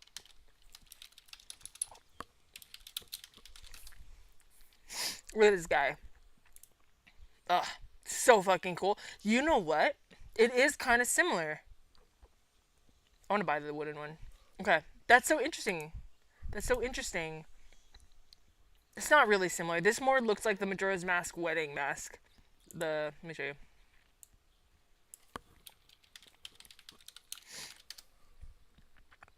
No, no, no. That's not what I'm thinking of. It's the sun mask. It's in a wedding in Majora's Mask. Oh yeah, here.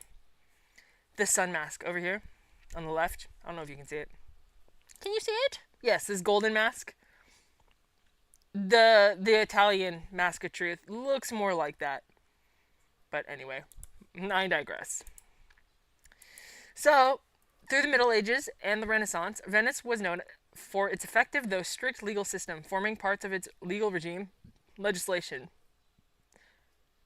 Forming part of this legal regime, legislation, and judicial order was an odd curiosity and so-called complaint box that were scattered around the city. What a fantastic element to a city. How cool is that? They were created to preserve peace in the Serenissima, roughly translated as meaning the most serene public of Venice. The Serenissima. That's a pretty word, though I can't say it. I'm sure it sounds beautiful. As meaning the most serene Republic of Venice, and to avoid internal struggles or any attempt to seize power from the state.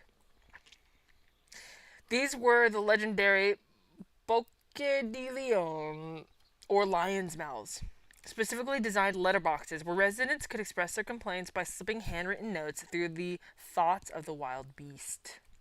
So this says, secret denunciations against anyone who will conceal favors and services or will collude to hide the truth revenue from them. The true revenue from them, sorry. Can't read.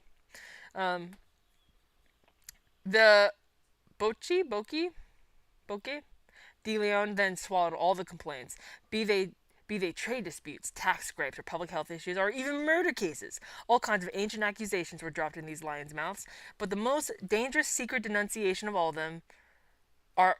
them all were the charges of what?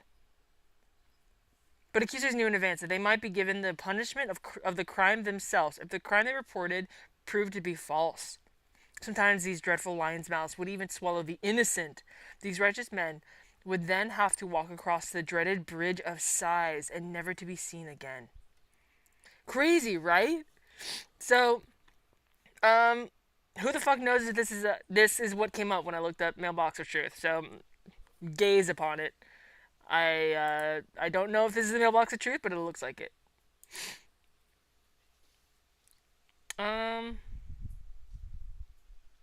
This looks like another one, potentially. But look how haunting. How incredible. Ooh, look at this one. This one has the same message, basically, so I'm assuming it is. It looks like fucking, oh god, Gremlin. But this one really spooked me. This one's really, like, haunting. I just want to know what the deal with this one is. Okay, and here he is. The Mouth of Truth. I love masks, man. They're so cool. And okay, so there's that one. That's wormhole obsession #1. And I'm gonna be processing this for a long time. This concept is gonna appear somewhere in something I do somewhere. The idea of a mask on the wall that connects society somehow through physical interaction. I like that. I don't know how, but I will derive something from that at some point. Baby Yoda. Oh, mistake boy. That's Baby Yoda right there. My bad. Saberlike says I had the Mouth of Truth in Animal Crossing back in the day. I didn't know. Now that you say that, that reminds me. I didn't know what it was at the time. Was it Mouth of Truth or Mask of Truth? Mouth of Truth. We have to go look it up. Thank you guys for joining me on this deep dive. Oh my god, yeah! I didn't know what it was, and I didn't like it at the time, because I was a pleb. But I sure do like it now. I sure do. Oh, look at this! Oh my god! Do you see this? This looks like a Japanese gacha. Where is it? Please. I have sought. Oh, it's so cute. This. As far as miniature goes, I have a couple of gashapons. Yeah, it is. Okay, the Japanese capsule toy. Novelty figures from Epoch that present a humorous take. I have to get one. I really want one. I want the one with the little knees. Look how fucking cute is that. What the fuck? Okay.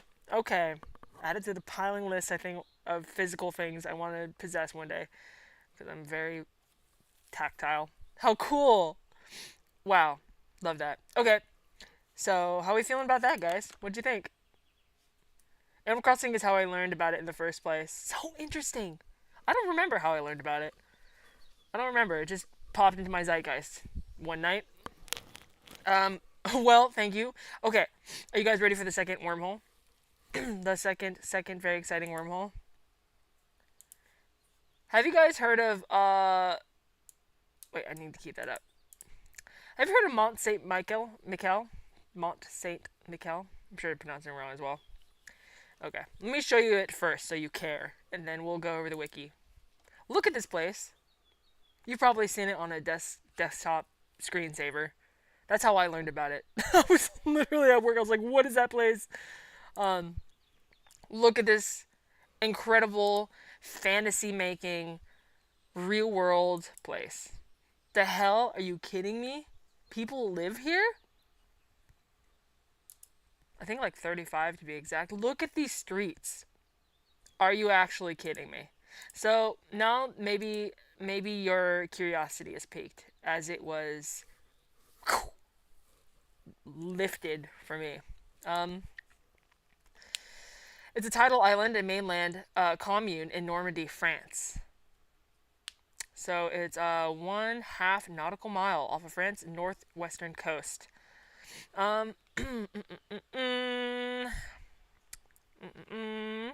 It has a population of 29 people. Fucking lucky. Okay. Let's see.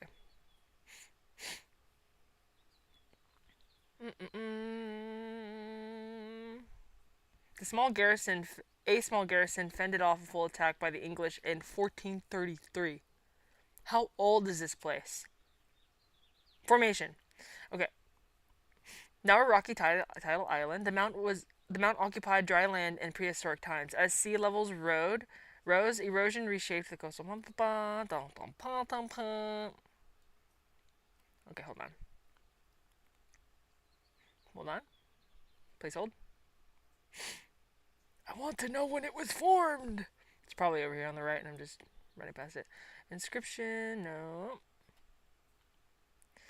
No. When was it formed?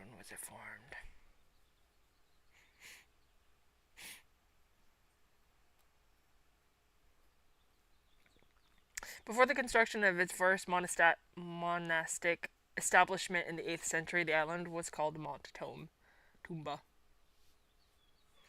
According to legend, the Archangel Michael appeared in 708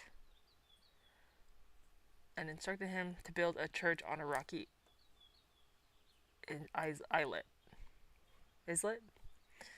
Unable to defend his kingdom against the assault of the Vikings, the king of the Franks agreed to grant, I can't pronounce it, Cotentin Peninsula. God, pronunciation. I'm just trying to find out when it was created. Okay, so, I mean, maybe it looks like at least as old as the 8th century, which is crazy. Crazy. I would read all this to you guys if I didn't want to lose the last 3 of you. Or if I didn't care. But still, so this place has an incredible history. I'm still new to it. I still have to actually thoroughly deep dive into it. I have merely spent like 2 hours on Google Images looking at it and watching videos on it on YouTube. But look at this place. Incredible. Are you kidding me? What? So apparently, all the people that live there, in general, they're like multi-generational families and businesses that live there. People don't really leave it. One person said that there is a vacancy once every 25 years, which is heartbreaking because who wouldn't want to live here? It's just crazy that somewhere like this exists, that it is so old and that it is stuck around. I wonder what it's like actually living on it, though. I wonder if there's any, like, what the downfalls are, other than isolation. And, I did hear someone say that it's really hard to go to the grocery store. You have to, like, walk a lot, and often uphill on the way back. because of the way the land is laid out. But I saw like there's like all these different weird stairwells and stuff that just kind of thread themselves through the city. Is it a city or is it a town? I don't know. But look at this. Magical. Whimsical. What a dream. What a vision. That's definitely on the list of places to go in my lifetime. And I'll take you there too. Saberlike says, I found a site a few years back where you could just buy islands. I should find that again. That's crazy. I wonder how much it... the cheapest island, sir, please. The cheapest island for me. That's such a cool island. Just build an airship and live at the top of the island. That's what I'm talking about. Get a lot of balloons. I knew a guy that did that. I bet the nightlife sucks there. Yeah, they probably they probably close all at like 5 p.m. because when all the vampires come out.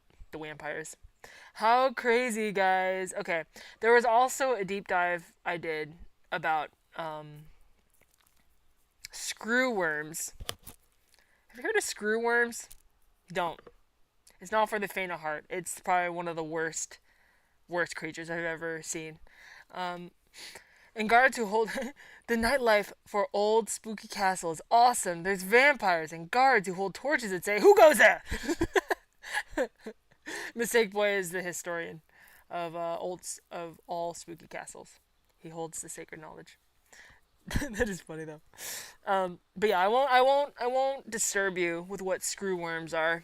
But there are some videos out there that are just horrifying. Horrifying. Kyle says I'm already not liking just hearing screw worms. As you should. That is the natural and appropriate response. What is wrong with me? I don't know. Well, there's that, guys. Okay. So, what do you guys want to talk about first? There's 2 more things I wanted to share with you. One, well, actually, there's 3 steps left. I still have to fill out the Dream Supreme form, but there are 2 things I want to share with you guys. Travis is here! Let's do it, Let's do it. I'm ready to be disturbed. You would sit there still and vacantly, I'm sure, and some part of you would delight in it. Because it is just so fucked up. It is so fucked up. So basically, okay, I won't go so into it, but I'll tell you a little bit. There are these flies, these, and they're larvae that were a huge problem all over the place, but especially in America back in like the 60s and beyond. But by the 60s, we were able to effectively, by releasing sterilized males, we were able to suppress the species of this fly all the way back into Mexico, and then all the way back down to Central America, and then all the way down to South America until it was effectively eradicated. Then a few years ago, I think it was like 2014 or something, they started to reappear in South America. We even had a case in 2023 of a case popping up in Florida, which surprises no one. But they started migrating out of South America back to Central, and as of this year, they were rediscovered in Mexico. So the U.S. apparently is like, in their terms, carpet bombing land masses on the Mexican border to try to get rid of these. I don't mean with firepower. I think they're just more aggressively using tactics to sterilize this fly species. Because, now let me catch up before I say something nasty to you. Kyle says, how do you find these wormholes per day? Oh, I'll tell you how you find these fucking wormholes.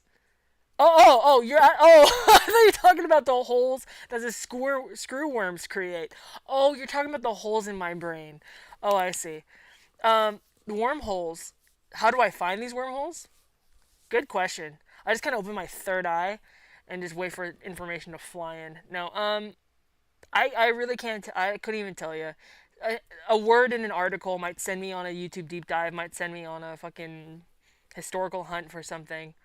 Something will tip me off, and then I'll just run away. And then I blink, and then it's the next day. And I am more mentally disturbed.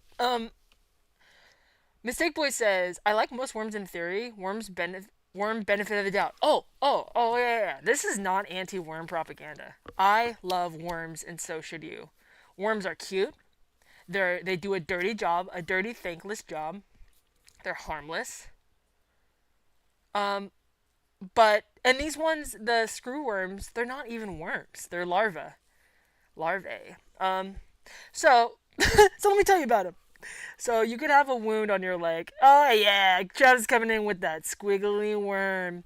You wish screw worms were so cute, and charming.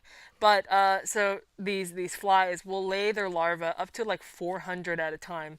And any sort of break in your skin, any sort of slight wound, as big as a tick bite, like it could be the tiniest little opening. They will somehow sniff that shit out. They'll lay 400 eggs. You won't know about it until you go home because there's some sort of blistering, bubbling, oozing pus thing. And then like you can, apparently I learned this, if you have like a maggot or a worm like this, you could just cover up the opening of the wound with Vaseline and it'll like smother them and then they will come up for air and then you can pluck them out. Disgusting. But once these screwworms hatch in your skin, and they're often found in livestock, they will screw into your meat. They will eat rapidly. They'll eat, and then they attract more screwworm flies. The fly itself has a different name, but who cares about that? It's all about the screwworm. And then it'll attract more female flies, and they will fucking drop their eggs, and it just, before you know it, you have an infestation of thousands, if not millions, and it's disgusting. And they will chew a giant hole in you. The pictures of the poor animals that are infected, it's awful. It's like a huge fucking crater is created. But in humans, they also love to climb in your orifices, guys. Close up your orifices, you little slut. No, I'm just kidding. But they love orifices. So I'm talking nostrils. I'm talking earlobes. In fact, a woman did come back. She went in Africa. I forgot exactly where she was. No. Where was she from? Very metal. She went somewhere. Oh no. Oh no. I'm sorry. This woman, she fell asleep on a beach in the Dominican Republic, and she got drunk one night, passed out on the beach. Thought nothing of it, came home. She had a screwworm infestation in her ear canal.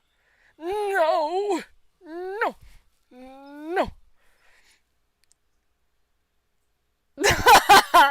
Kyle saying, you're telling me to close up my orifices was not something I had on my bingo card for the day. I would love to see what your bingo cards for a live stream, for a Dream Supreme live stream would be, guys. I would love to see what you have perceived as a regular and notable occurrence enough to be worthy of a bingo card. Maybe we should do that. I would love to see your perspective on that. And it's going to be like me chewing disastrously in your ear. Oh no, they will go into your eyes. Yes. They will go into anything. The video I watched was a surgical video from a doctor where they went into a man's nose, and it was just hundreds and hundreds of these squirming, goopy, grubby worms. And in real time, they're biting. They're like chomping on the video. You can see they're like, they're having a right old feast. As far as I know, they were born into a beef stew. So unfortunately, they cause a lot of necrosis too. So when you have a screwworm infestation, that you also have to get it carved off, large parts of you carved off. So there you go, my eggs. How do you feel about that? Saberlike says these worms sound like nerve runners from the Pandora series. No! The creatures that feed on your nerve cells and burrow into your skin and eat up your nervous system to your brain. No, they are exactly like that. But real. Awful. Anyway, have fun. Very gross. Very fun. What now? Oh, so yeah, let me ask you, now that we got the wormhole out of the way, the literal wormhole out of the way, would you guys rather watch a music video and song from one of our eggs? Kyle says I am disturbed, and I'm disturbed and disgusted. So doing all right, all things considering. I'm so sorry. This is not what you came here for. You don't come here for politics. You don't come for disturbing medical information. But occasionally, both will seep out of me. Wait. Sorry, 1 second. 1 second, please hold. 1 second, please hold. Yeah. Okay. Man. My sweet mother is offering to pick up my. I'm just gonna be starting antidepressants today for the first time ever. If I can get them in time, because the pharmacy closes at 6, and my mom offered to pick them up, so she might. Um, and I'm a little nervous, but I I have heard good things. The Yelp reviews were good. Saberlike says, speaking for yourself, this is exactly what I came for. Yeah, they were like, you know what? I probably just gave you fodder for projections at your next show. Just fucking screw worms in the background while you turn it up to 212 BPM. People are like, what the fuck is this? Mistake Boy says, I've heard some friends say very good things about their antidepressants. Yeah, I'm just ready for not this. I'm just ready for not this. I'm ready to get better. I'm ready to feel like me again. Okay. So do you guys want to listen to a new song and music video from a fellow egg? Or do you want to it just left my head. Good thing I wrote it down. Oh, do you want me to tell you about my newest creative what am I trying to say? Double loser. No, newest creative upcoming endeavor that I decided. She's ready to get better.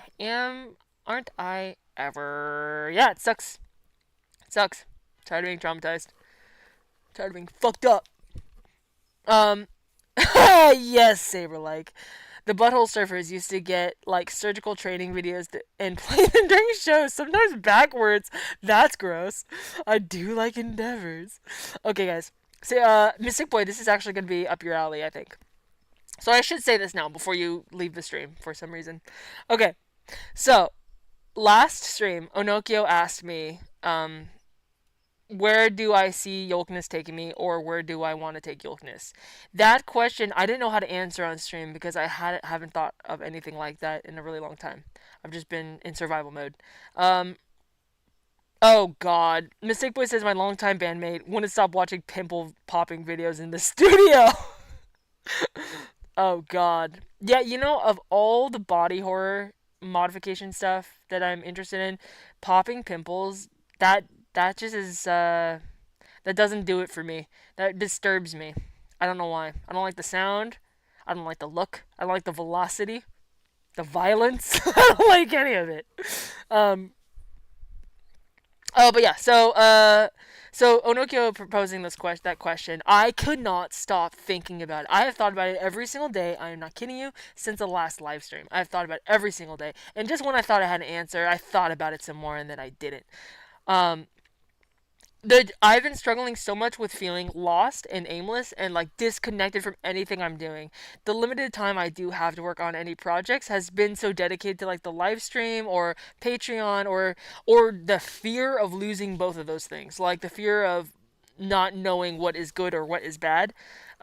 When I'm doing things for other people, I freak out a little bit because I don't know what is good and what is bad. I only know what my brain likes. I only know what do. I like worms. Like I only know what tickles my fancy. So, I get a little freaked out. Sam says, yeah, only unpopping videos for me.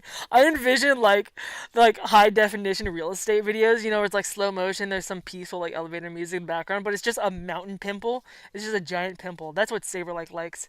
Just 360 4K pimple. Unpopped. Specifically. But anyway. What am I talking about? Yeah, so and I keep trying to put projects in my path that I think are supposed to inspire me. I think are supposed to like get me back feeling like me. And maybe this just is depression talking, but because once I started the anxiety medication, I realized how much depression was left behind. So that's why I'm starting depression medication. My psychiatrist recommended anxiety and depression right up front, but I told him, no, let me just try the anxiety first. Like, let me see if I can fix it. If that's enough, I don't think I'm depressed. I think the anxiety is making me depressed. But with the anxiety worked on, I felt the weight of depression, and I was like, okay, all right, had to do it my way, didn't I? So now we're starting that. But so I don't know if it's depression talking making me feel so disconnected from everything, or if it's I don't have a juicy project that brings me closer to the big lifelong work I want to do at some point. Like that I'm working on, like the Egg Ship and the Eggies and the My Band music video and transmissions from the Egg Ship and the comics and the whatever the fuck. Like I'm not working on those things actively. So any deviation from that just feels like I'm slowly rotting in place. So Onokio's question really shook me. I've been thinking about it ever since. I don't even remember what I told him at the time because I don't think it was true. I don't think it was accurate. No. It was true to some extent. It was true. I remember now. It was true to some extent, but it's not the whole truth, and it's not what he was actually asking me, I think. So, now, one of the deep dives I didn't mention is early internet websites. Which Mistake Boy was, which is why I think that you'd probably relate to this a lot more, because Occam was, like, I think Occam kind of introduced me to the concept, actually, through their website.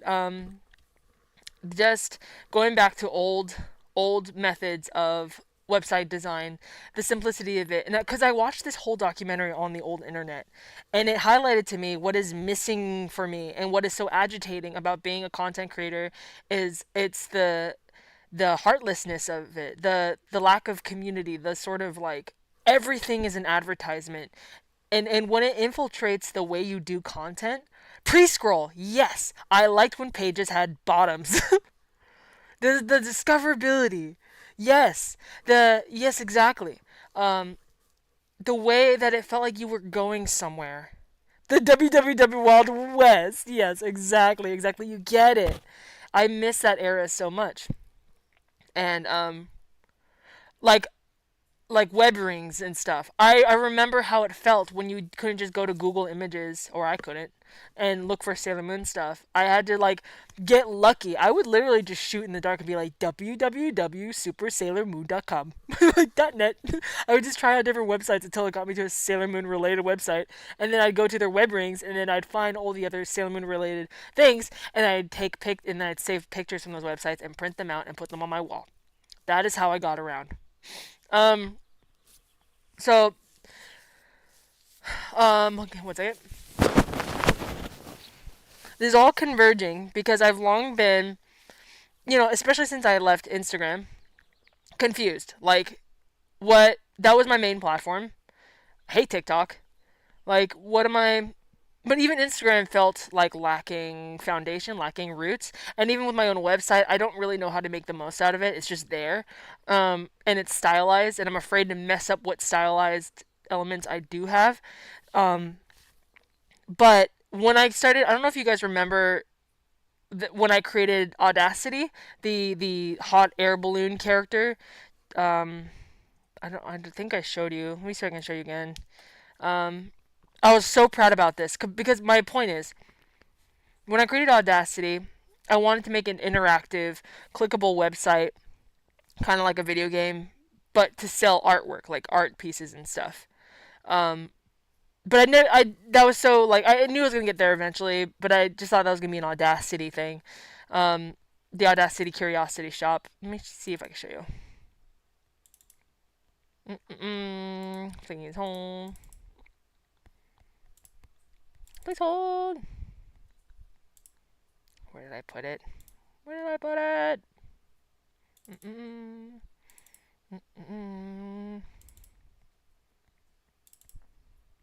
Okay, I do have a video. Let me show you.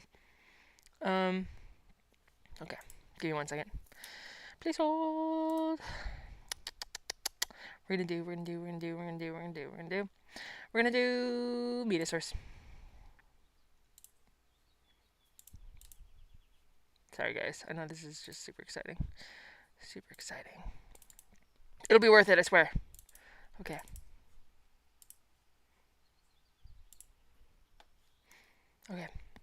Hopefully this works.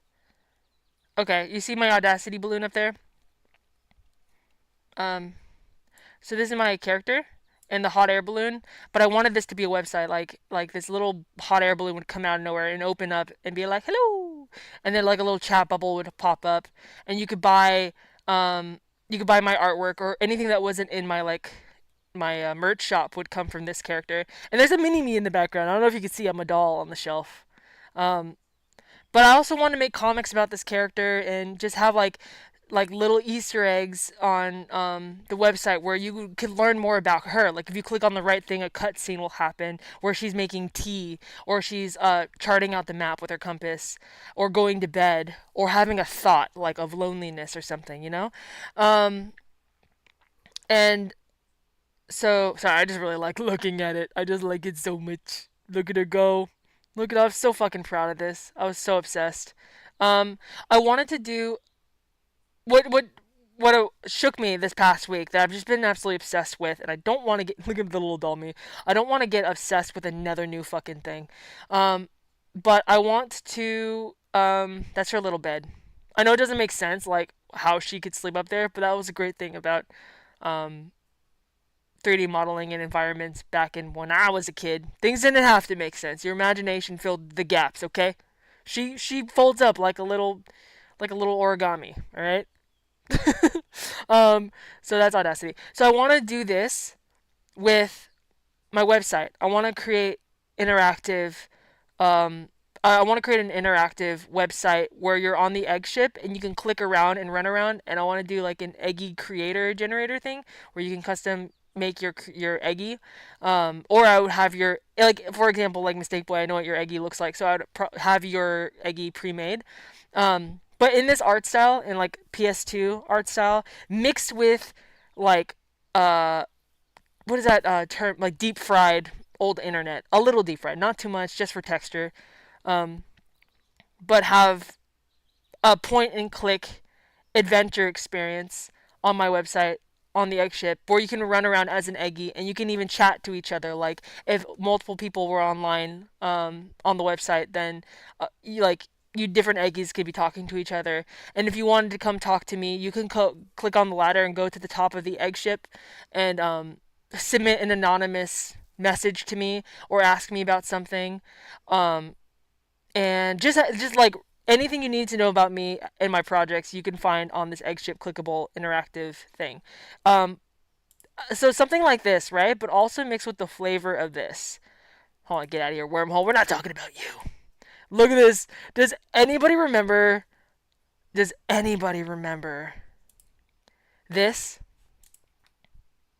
I want the website to have an element of this, of course, too. A real like point and click sort of adventure. Did anybody play this? We're gonna play this on the live stream, by the way. This is so.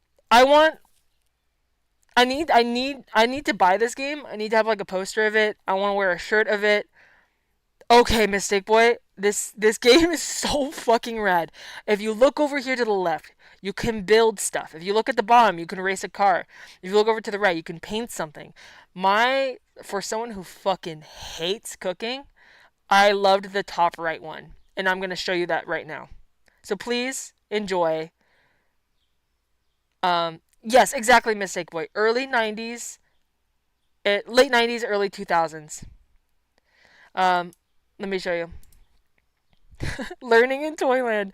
I played this game so much as a little kid, and it probably is exactly why I am the way I am. Look. All-in-one kitchen center. Now you're cooking? Now it's cookie time. Click on Baking with Bippity Bug if you want to bake with me. Click on Baking by my... I'll have you know, I have always found that voice incredibly obnoxious, even as a little kid. But imagine this sort of compressed sound a little bit, less annoying, more in the universe, you know? Myself, if you'd like to bake cookies by yourself. I always did baking by myself. Let's go bake. Bippity bop bop to bippity bop. Welcome, baking buddies. It's cooking time. Look at the recipe card. You need to put... This is one of those eras where the sound design... Whoa, I actually came back to the stream for once. Hi, Ash, welcome back. This game, the sound design, the crunchy graphics, the crunchy sound, something about it really tickled my brain, and I want to have that sort of brain-tickling sound design. I don't know if you guys are going to feel the same. Each ingredient in the bowl in the same order as they're listed on the recipe card. Sick nasty. Flour, milk, vanilla, eggs. Oh, the eggs. Did you hear that? Did you fucking hear that? The eggs. Hold on. As they're listed on the recipe card. You need sugar, flour, milk, vanilla, eggs, bippity boop bop. Ooh, give me chills. Have fun. Flour, 1. Oh, are you fucking kidding me? I love that sound. You need flour. 2. 3. Sugar, 1. Bippity boppity bippity bop bop boop bop butter. 3. Okay, but just wait till we get to the cookie phase, guys. This isn't nothing. You need milk. Milk, 1. 2. I don't care if this is domestic life propaganda, because it didn't work. I suck at cooking, and I hate 3. it. But 4. Eggs, 1. 2. 3. Butter, I want to sample 1. that. Vanilla, 1. Super mixalicious. God. Now we can cut out our cookies. Yes, guys, watch. The stars, the sparkles. Take a peek at the cookie cutting card. Now is where it gets fucked up. You This is need where to we're cut gonna out go each to the type next of level. cookie in the same order as they're listed on the cookie But cutting there's still card. one phase after this. That's the Just pinnacle. click on a cookie cutter, and then click on the dough to cut out the cookie. I don't know about these ratios either.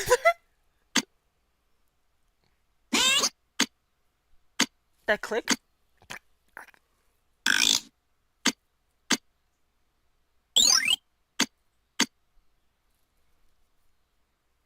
Excellent. Now we'll pop the cookies into the oven. Okay. They're done. Let's No. decorate. Okay, Put your okay, eyes on over yeah. to the cookie This is where it's decorating at, card guys. to see how to decorate each cookie. You need to make your cookie match the cookie shown on the card. Click on a decoration and stamp it where it belongs on the cookie. Let's decorate the gingerbread. It's so funny because when I was a little kid, I can remember what I liked about like what decorations I would go for. But as an adult, it's different now. Like as a kid, I never fucked with the blue plate on the far left with the squiggly line and the little rose thing. I never fucked with the sprinkles or the chocolate thing. I didn't register them as sprinkles and marshmallows and a kidney bean. I don't know what that purple thing is, but I would beeline for those now. You know. Man. How to do it to him. Get it.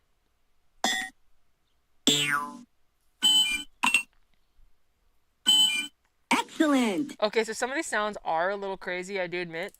Let's decorate the diamonds. There's another place where part of it where you get to put like glitter on it. Hold on. I do admit some of these sounds. I like that crunchy star, but a lot of these that was a good one. Some of these sounds I could do with that one. Cool cookies. Let's decorate the flowers.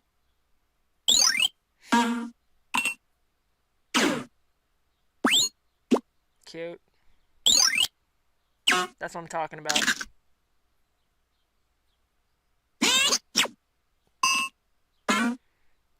I didn't like the orange. Okay. Cool cookies. Let's decorate the hearts. Oh, I forgot. I totally just forgot. You can follow the thing on the left, but I wouldn't. I would just do whatever the hell I wanted. Because I was a rebel kid, okay? Excellent. You've done a great job decorating your cookies. Bippity bop bop the bippity bop. The best cookie baker here is you. Hold on. You take the cookie baking right to the top. Now you can feed us all cookies. Wait. No, there's a part. Maybe I just hallucinated it. I swear there's a part where you could decorate them. No, there is. There's a part. What the fuck? There's a part where you can use spray and you spray on like the sprinkles. Gotcha, Gopher. Hold on. Hey, Kit Kat Tony. Hey, little Snoopy. It's cookies. These cookies are scrumptious. These are the best. You can defeat them. These cookies are scrumptious. Oh, that crunchy sound. Thank you. Thank you. Thank you. I'm so confused. Wait, here, no? Oven. Oh, here we go. Here we go. Okay, I knew I was not fucking crazy. You can freestyle your own cookie. Alright. Says bippity bop bop the belly. When you're done decorating your cookie, click on the next cookie button to decorate another. That's what I'm talking about. Okay, look at this. Click on the print button to print out the cookie. I remember trying to print it and it didn't come out right. Little me didn't have a grip on IT yet. So. You've decorated. Let's frost Yes. the gingerbread man. You hear that?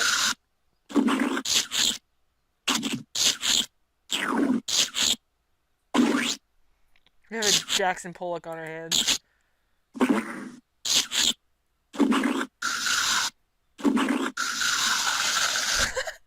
Hey, it's me!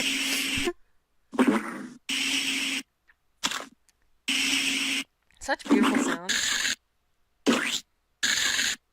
Oh, I love that sound. How ridiculous is it that you're actually like watching this with me right now? This game has it all. Cookies, Little Snoopy, Tony, Mom. Mistake Boy says this YouTube's long play technique is making me nervous. Why? Like a damn spot. Let's frost the diamond. Decorate. Let's decorate Honestly, the this diamond. Oh god, what are you gonna do with the diamond?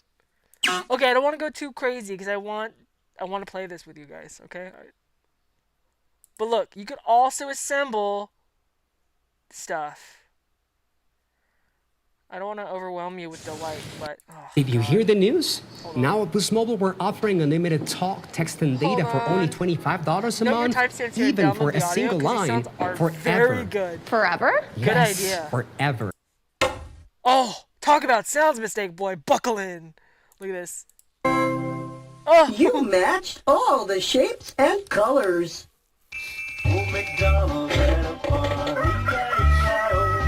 I never cared for these cutscenes very much. Simple pack win, simple pack now. I feel like Mistake Boy could really run away with these sounds. I feel like you are a master of texture and sound. It is in a less convenient format. Look at what you can build. Dude, it's literally everything I love. Shapes, trains, castles. Ooh, circus train. Yes. Okay, now the quality of the voice changed so much here, and I love it so much more. It's so doofy. Try it. Look at this box of shapes on the bottom. God damn it. Look at the box of shapes there at the bottom and tell me I was not impacted. Tell me it was informative for me. You know what I mean? I'm so upset. I'm sick to my stomach with happiness. Okay. I have chills and you can't even see them.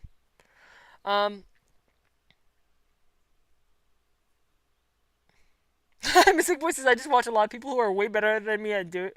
Way better than me do it a lot and then pretend I'm also doing it. No. I am sure it feels that way, but in the process you are doing it. Operative word, doing it. Saberlike says, actually I need to grab some cartoon sound effects for the song I'm working on. Maybe I'll grab some of these. Yes! I'm all about that. Use these, like, I love using Majora's Mask samples or video game samples or whatever because then you're like prolonging the life in a little nod in a little way. Penny Farthing looks locomotive. Oh, Penny Farthing looking locomotive. Hold on, let's see. Oh, hold on. This is the peak of my day. I mean, that's a high tom right there.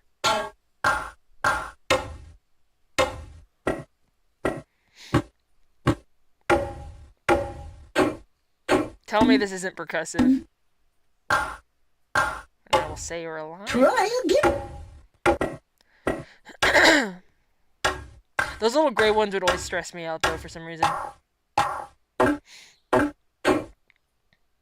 It's funny revisiting something that you did as a baby, as a child, and you could still remember the pathways of feelings that you had about it. You matched all the shapes and colors. Damn right I did. Okay. My sleep voice is okay. I'm gonna head out on this positive note because my sleep schedule is hella goofed and freaked up, and it requires immediate attention. So enjoy the rest of the day. Thank you so much for joining in, Mistake Boy. Have a great sleep, and I'm glad that you are taking care of your sleep. That's so important. I forgot it's so late over there. It's late here too, but not as late. Bye, Mistake Boy. I hope these textures will give you nice crunchy dreams. Nice pleasant sound dreams. Saberlike says because the two different sizes wheels kind of looked like a penny and a farthing. I don't know what a farthing is next to each other. What is a farthing? Anyway, guys. Anyway, let me see if there's anything else. I don't want to spoil too much. I've already spoiled the best bits. What the hell is this? I don't remember this part. I don't think I played with this part. Oh, yes, I did. I played it just to mess with the jewels. Okay. And I don't remember what this is, but it absolutely appeals to me now. Anyway, guys. So I want to make a website that incorporates elements of this, like the sort of texture space, the sort of creative side quest, fun, but also totally in the world of like, the egg ship and stuff. Oh, old British money before they changed to decimal system. Oh. Farthing? Huh. Penny and a farthing. I don't think I've ever heard of that. That's so interesting. I mean, this could be an album cover right here, you know what I mean? But that makes... Oh, here was another one that I wanted to show you. This sort of, like, interface. Like, you have your chat window. You have your menu here of things you can buy. In terms of like the Audacity, something kind of like this that has very themed and decorated like overlays and windows and stuff that you can interact with, and then a chat. I don't know what the other games are. Gotta do Bit Crush voices on your site too. 100%. I have a video up right now waiting for me. It's a tutorial on how to do that. One of the ways I always wanted to blend in because I want to use like live footage of me in it, like the old like 90s sort of like I forgot what it's called, but you have a 3D environment and a real person. I just thought something's kind of charming about that, but it has a sort of like aesthetically vintage styling on top of it, kind of crunchy, VHS-y a little bit. So yeah, 100% bit crushed. Anyway, guys, that's the thing that has been possessing me lately, and so I've been looking into learning how to do coding for like WebGL, I think it's what it's called. I have to learn like Python and CSS and HTML, and I think that might be it. Space Cadet 3D Pinball. Actually, I may have played this one time. This is something you guys love. Probably my second most played default computer game other than Minesweeper. Are you serious? Let's check it out. Let's see. I'm sure the sounds were good on it too. Yeah, this is early 2000s. A lot of these I didn't get a chance to play, but they look really cool.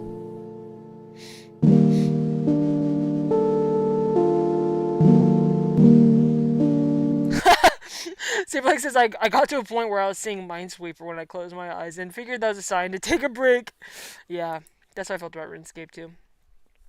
So that is something that's possessing me in the terms of the Dream Supreme. Guys, last but not least, two things left. One is to observe Nightfeather from our dear egg, Monochrome Aki. He said it's very long, so he suggested we don't watch all of it, but just certain timestamps. The first 2 minutes and then maybe the last 8 to 12. Let's check it out. I am so excited because I know Monochrome Aki couldn't stay here very long, but they have been, I'm sure you guys remember, they have been working on this for I think at least a year. And it's, we're in this together. all together for the long haul. So it's been really cool to see the highs and the lows that each of us have gone through. I know Monochrome Aki felt or expressed a bit of frustration maybe over the past few months because they would set their dream supreme to finish Night Feather and they never were able to get it to where they wanted it. So to accomplish it now, I'm sure it's like a huge deal for them. So let's check it out. Let's see where where our friend ended up. Where is it? Okay. By the way, I'm on incognito if you can't tell, so whatever's suggested on the side, I have nothing to do with. So I thought this was kind of cool. New music coming soon. It's Night Feather behind the scene outtake, so maybe we watch it afterwards. And if you haven't already, go ahead and subscribe. I am subscribed. I'm just on incognito. But go ahead and subscribe to Night Feather. Okay. I mean, to Monochrome Aki. All right, let's see what we got. Monochrome Aki.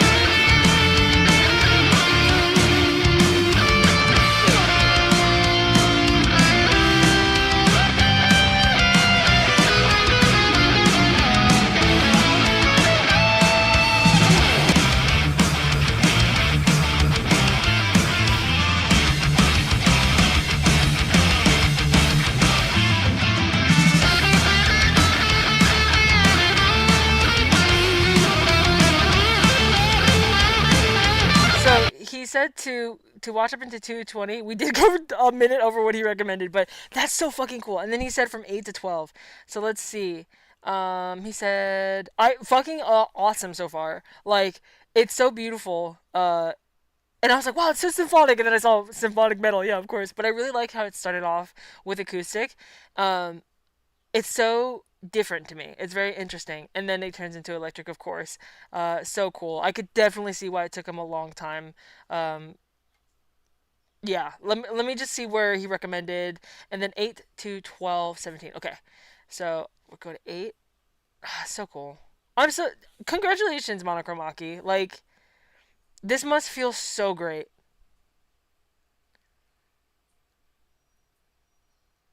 Eight. Okay. Oh, we get like a crazy. It's all light. Let's see. Let me make sure that we're still online because I have kind of a feeling something goofy. Doesn't it rule? Okay, let's check it out.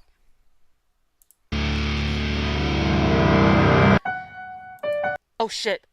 This obviously is going somewhere important, so I won't interrupt it again, but definitely this wasn't out when I started the live stream, so I'll post the link to this in the description of the video, but it's Monochrome Aki, Night Feather, original song, Symphonic Metal. Go follow him, go watch it, go throw a like on it. I'm going to go on my other account and throw a like on it too. But go watch the middle section there because obviously we missed a huge chunk from like 3 to 8. Like, who knows what's in there? I bet it's really fucking good. So let's go back to here. Let's see where he's taking us.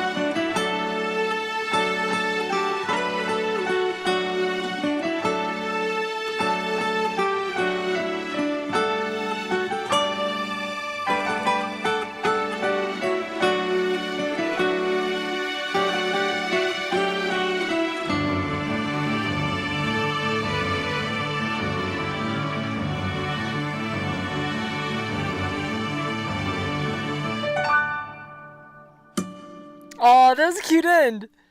Ah, good job. Wow, good job, Monochrome Aki. That was so sick.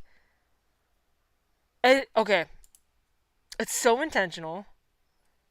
Okay, actually, this video right here, Boring History for Sleep. I did watch that. I don't know what the hell is going on with the rest of it, but I did watch that. It's great. Boring History for Sleep. It'll put you right to sleep.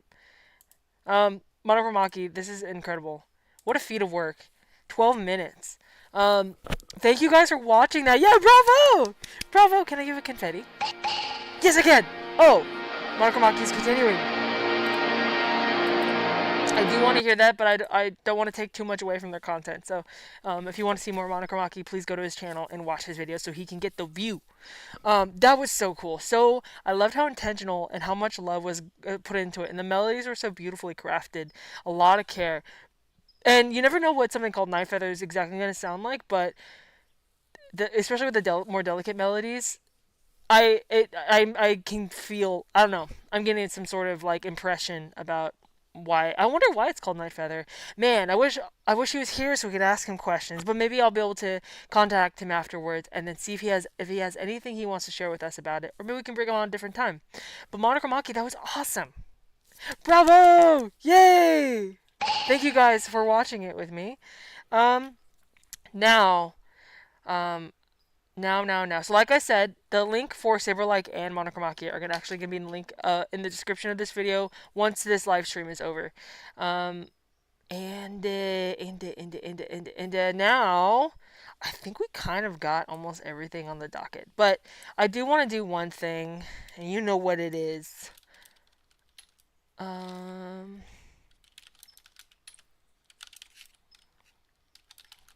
Hold on.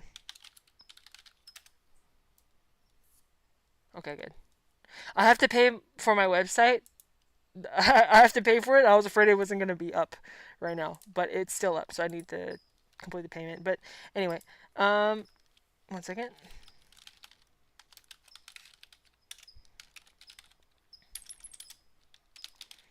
Sorry guys, I'm gonna bring it up. Okay, so we're at the end of the Dream Supreme live stream, and this is the time that I would recommend. If you're interested, let's make our Dream Supremes for the next 2 weeks, because the next Dream Supreme live stream will be on Wednesday the 21st, 2 weeks to the day.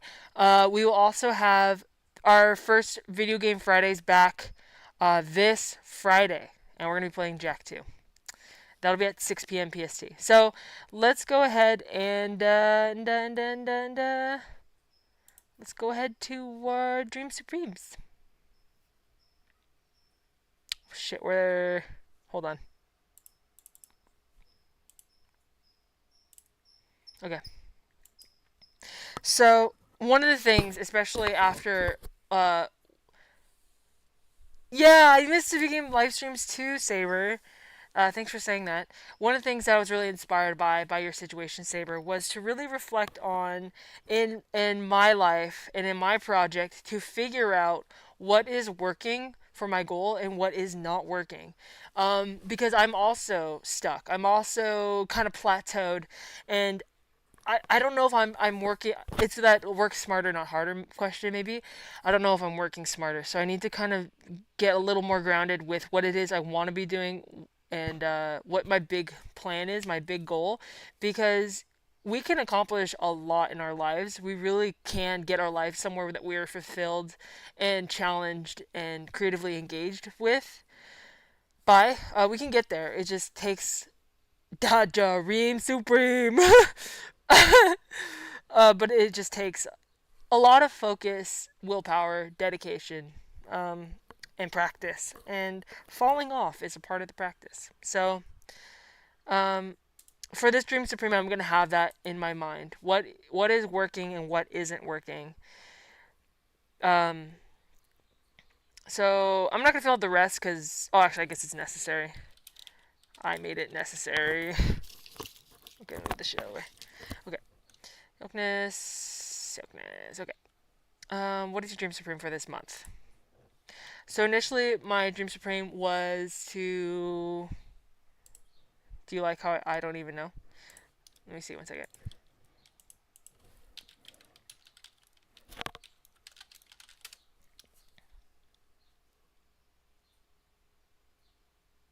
Oh, hold on.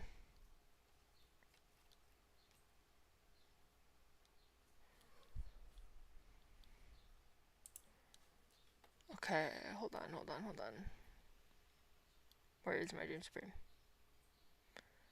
Okay. I'm just finding my own Dream Supreme. Okay, so for this month, 2 weeks ago, I said my goal for the month, per my Dream Supreme, was to finish Dream Day tutorials, finish soft sides, design and make Dream Day Patreon, quarterly stationery set, soft sides music video, design soft sides merch, video game live stream, post vlogs weekly, design Dream Supreme 2-week calendar. The last 2 weeks I meant to record voiceover for Dream Day videos and mix soft side or ask one with nothing to do so or send them the material. Okay. Lots. I actually am filling out my calendar that's on my door over there, and I'm trying to be smarter about it. So I made like a template of what needs to happen every month, like the structure of like, if I am to be consistent in Patreon on the first week of the month, I need to do this. On the second week, I need to do this. Third. So we're already in the first week, so I need to be in accordance with this. So for the first, let's see. Let me put some music on.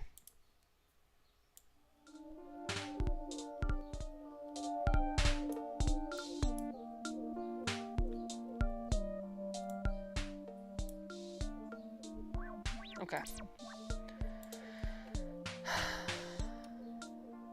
My big Dream Supreme for this month is finish soft sides, song and video. What the hell? Do you want macadamia? I can put macadamia on.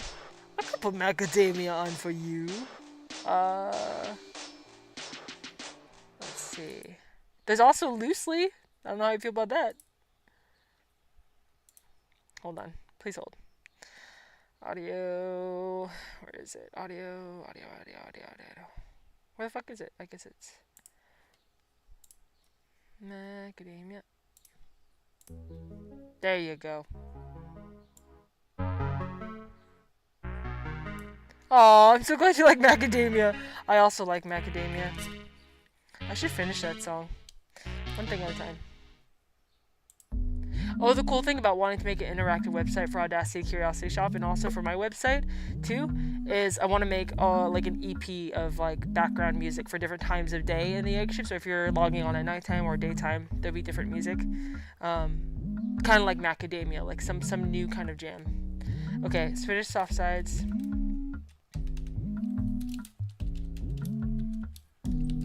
Song and video. Let me preface. Music video. And then prep for Dream Day. Tutorials. Ceremonial. Is that how you spell it? No, it's not. Yeah, like Animal Crossing. Exactly, Ash. Ceremonial garb. Items.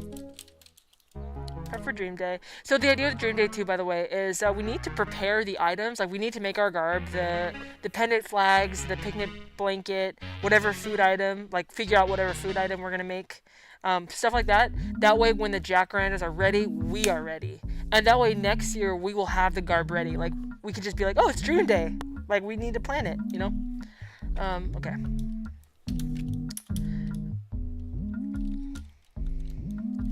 Regular videos and or vlogs.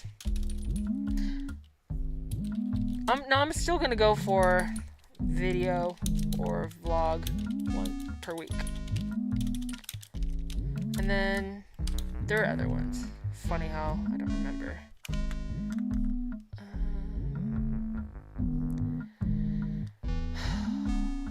Video game day. Well, it's gonna happen anyway. It's not really a quarterly set.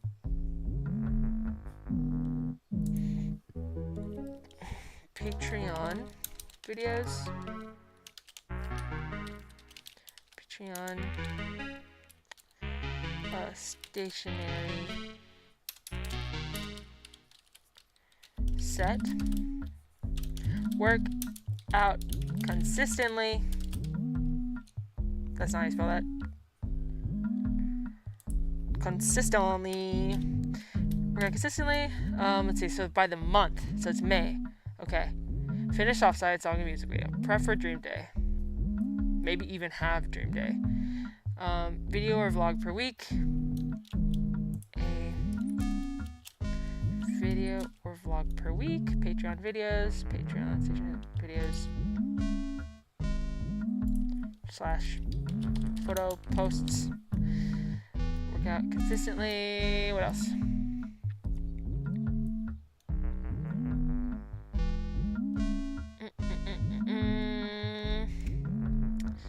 Soft merch. I guess design soft sides merch. Yeah. Design soft.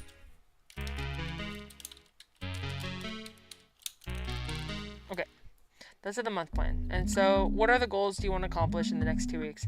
So I'm asking myself, what are the things I have to finish in the next 2 weeks to be on track to complete my Dream Supreme by the end of the month.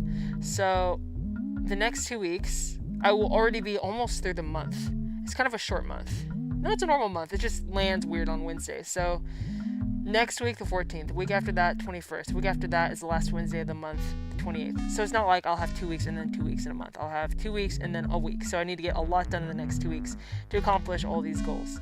So by the 21st, in the next 2 weeks, I need to post Dream Day tutorials. Finish Dream Day garb. I need to, next 2 weeks, that's going to put me on week 3. So I have to check in with Patreon.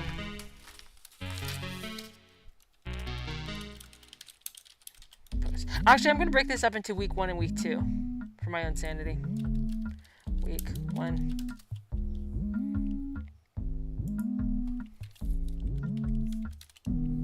Week 2. That helps.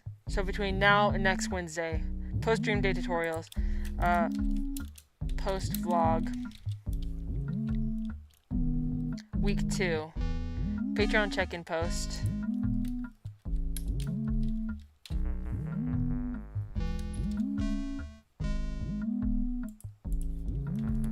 Design and make Patreon items. Dictionary set. Week 2. Finish producing Patreon stationery set. Week 2. Eggi and me. Shoot. Post schedule. Oh yeah, I also want to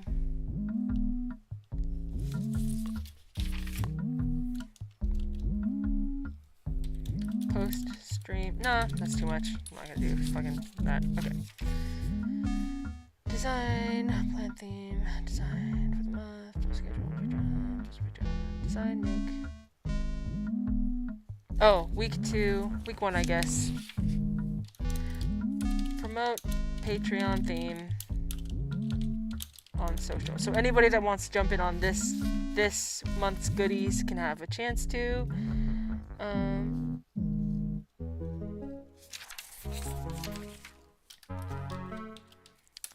Post on Patreon.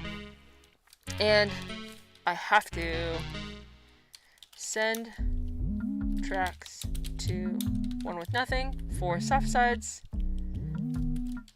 Edit soft sides. Music video.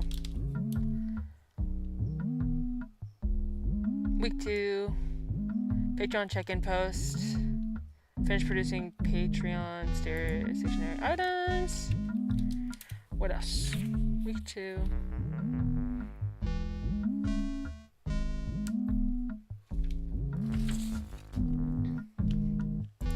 I have new work days for my content, like make shorts, implement. Fuck. I don't know how to spell, guys. Implement new work days. Shorts. Talk. I'm gonna try to do that, and then also post on Lemon 8. I'm gonna try. We'll see if I accomplish that. I think it's every Monday and Friday? Monday and Sunday. I think I'm gonna try to focus on posting at least one thing on all those platforms. I know this is so boring, guys. I'm so sorry. I'm just serious about this stuff, and I want to accomplish my goals. I want to get this stuff out of the way so I can work on my interactive website. You know? What is it? Check post. Week 2. So on my like plan here, my template for each month, I think I explained, I have things I need to accomplish in week 1, 2, 3, and 4 if I'm going to be consistent on Patreon. So week 1, I have to complete the planning in the check-in post for Patreon. I have to plan the theme. I have to figure out what is it that is the theme of the month. What am I going to make to send everybody? And then the second week, I need to design it, like actually do the artwork and stuff. So week 2 and 3 of a month is designing and physically producing and making the items. And then hopefully week 4 is shipping them out. So finish Patreon, stationary set. So that's what I'm trying to abide by. I really broke it down and organized it in a way that makes sense to me. So check in with Patreon, Eggi and me. Right, Eggi and me. So by week 2, I'm gonna have a feel on what the Eggi and me egg mail should be, which is a new feature on my Patreon where I'm sending like an art print, but it's like a postcard of me and Eggi doing something relating to what happened in the month. Eggi and me postcard. And newsletter. Eggi and me.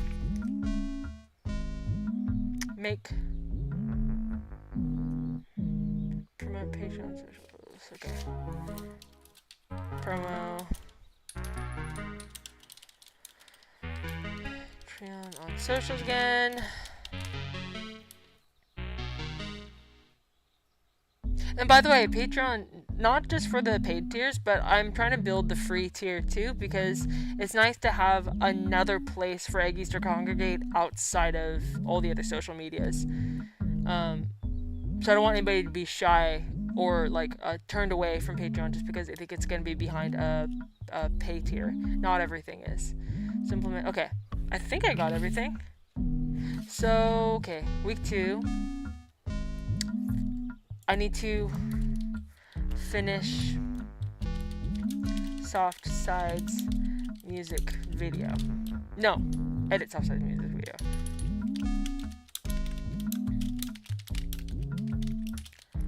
Video. Film new video or vlog. Yeah. So that should keep me on track.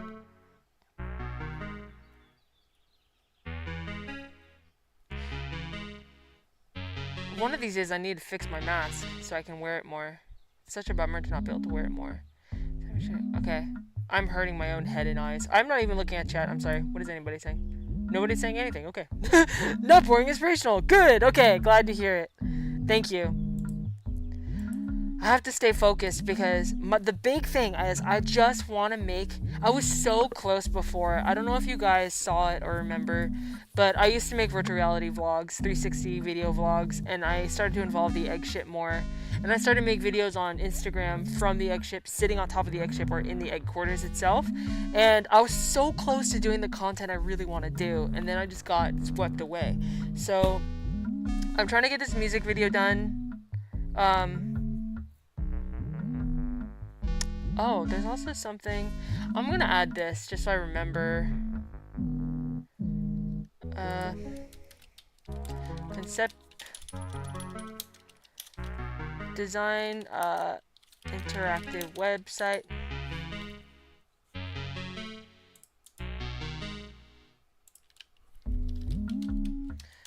Design what's it called? I want to do vlogs and integrate 3D graphics into them more. Design 3D mix vlogs for Patreon. Okay. And I'm gonna also bring these over.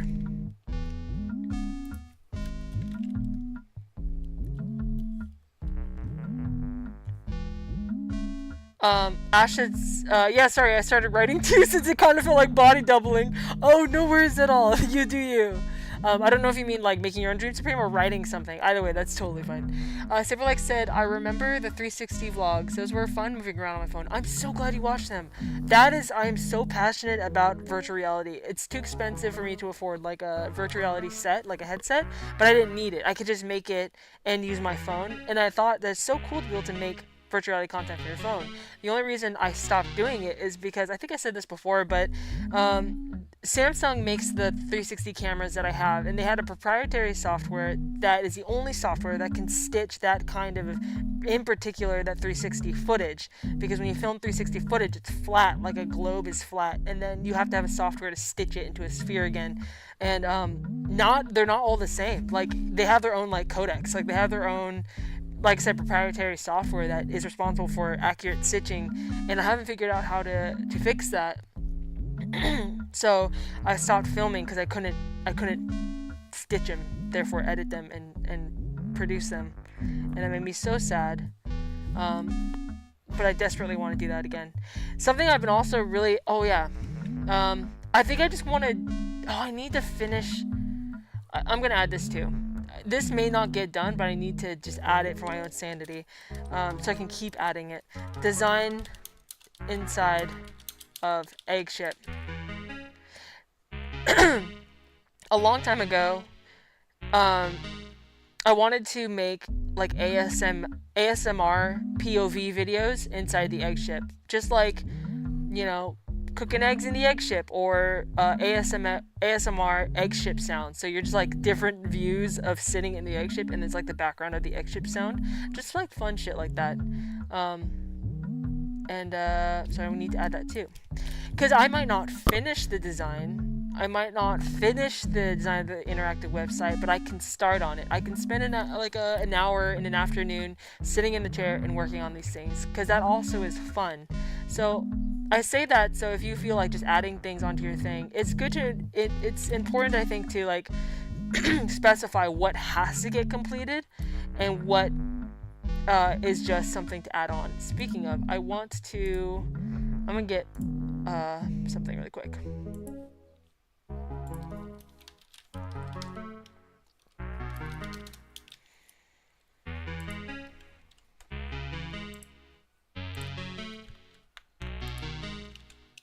Okay, I want to put a star symbol on anything that is critical. So, critical, critical, critical, critical. I'm gonna say critical, critical, plant new work days. I'll put importance on it, and the rest is just kind of elective. Okay. Oh wait. And then week 2, feature on check-in post, critical. Finish producing Patreon set, critical. Making me a postcard. That's one word. Oops. Critical. And I want that to be capitalized. Promo Patreon socials. Guess. Critical. I don't want to do it. I hate promote. Upload new work days. Yeah. Critical. Edit offsites music video. That is gonna be critical on week 2. Film new. Oh, everything's critical. Okay. And then And then on week 2, is there anything I'm forgetting? Make, finish. Okay. Which is what we focus on first? I will focus on... so many fucking steps. I will focus on finishing week 1. I'm gonna separate it this way. Well, no. Finishing the vlog, sending the tracks,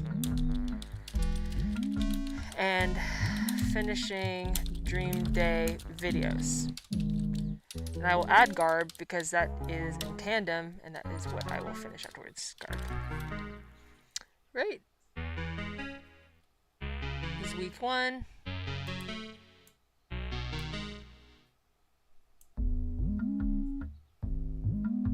Yeah. Because I can knock those out in the next few days, and then Patreon items. That's it. Patreon. Yeah, that's it. What else do we have to overcome? Forgetting how important being thoughtful, like intentional is. Being intentional about time is. Set timers. That's huge for me. And I'm gonna accomplish this by the 21st. Just you wait and see. And I might not, but I'm gonna do my best. Okay, yes. Cool. I'm gonna submit that to myself. Yay! Woo! And don't forget, you can print your own Eggi calendar. All you have to do is download it and you can print it. So you can have your own. And work on it. Yeah. Saberlike says ASMR just chewing gum in the echoey halls of the egg ship. Oh my god, that would be so funny to do special flavors of the ASMR. Like have you Saberlike chewing gum on the egg ship ASMR. And it's just you and your big eggy lips going. That'd be so funny. Ash, ASMR VR feels crazy to type, but I want it. Right? I think I mentioned I filmed a whole, it was a Christmas time, like 2 or 3 years ago, and I filmed a whole 360 vlog that it was my last one that never got posted, where it's in the garage before I moved out of the garage, and I'm literally, the camera is here and I'm holding you as an Eggi the entire time, and I make hot chocolate out of this like brass giant chocolate drink like heater with a candle and stuff, and I made it like with whipped cream, and I made you a hot chocolate and I was feeding it to you, and we danced to music, and I was making Eggi merch at the time, like t-shirts and stuff. So, and we listened to the radio. It was such a time. I think it was gonna be titled like Be My Eggi as I Take Care of Business or something like that, or POV Be My Guest While I Take Care of Business or something. Yeah, anyway. Guys, we did it! We did a whole stream! Let's go back to the normal room. I don't think I have anything else to show anybody. Okay. Race against time. Who is faster? Oh, almost. Okay. Hi, guys. Thank you guys so much for joining me today. Another week. Another Dream Supreme. What did we learn today? Various air horn noises. The thought of various air horn noises is very funny. Just like different ones, different samples, different quality. What did we learn today, guys? What did we learn?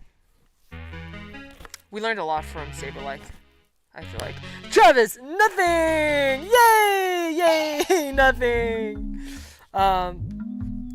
Well, Travis, that's not true, okay? You learned how horrific screwworms were, and you learned how wonderful and crunchy Fisher-Price video games were. Computer games for babies. Head empty. I know, that's how I kind of feel too. I'm pretty hungry. Not to do it again. This is like, oh no. Yeah, honestly, I am having a moment of self-reflection looking at my Dream Supreme list. I have learned nothing because if you watch the vlog I'm about to post, the whole point is living a soft life and not pushing myself too hard, but I can't resist. What is the point of being alive if I'm slow? Yeah.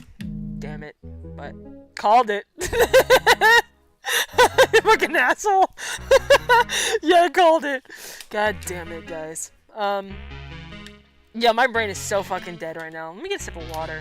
I'm SpongeBob over here. Dry.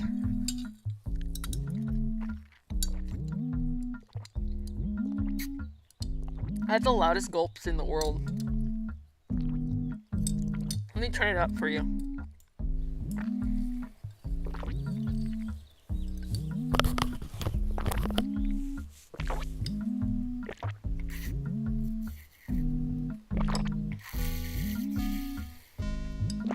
Can you hear my gulps? Isn't it awful?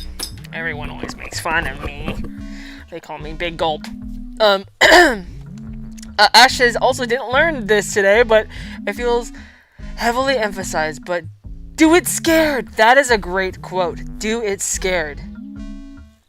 Also, hi, listen, Natalia.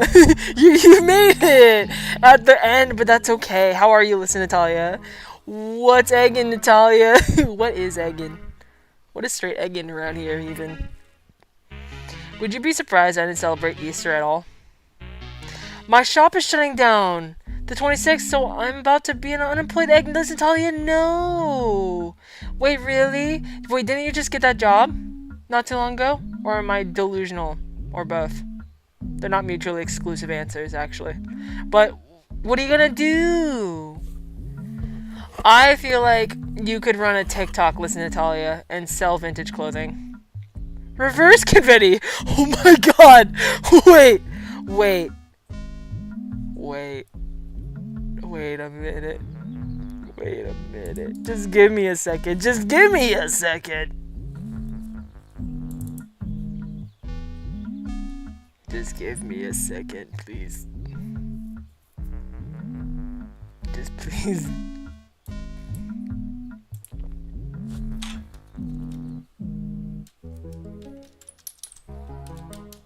Oh, fuck.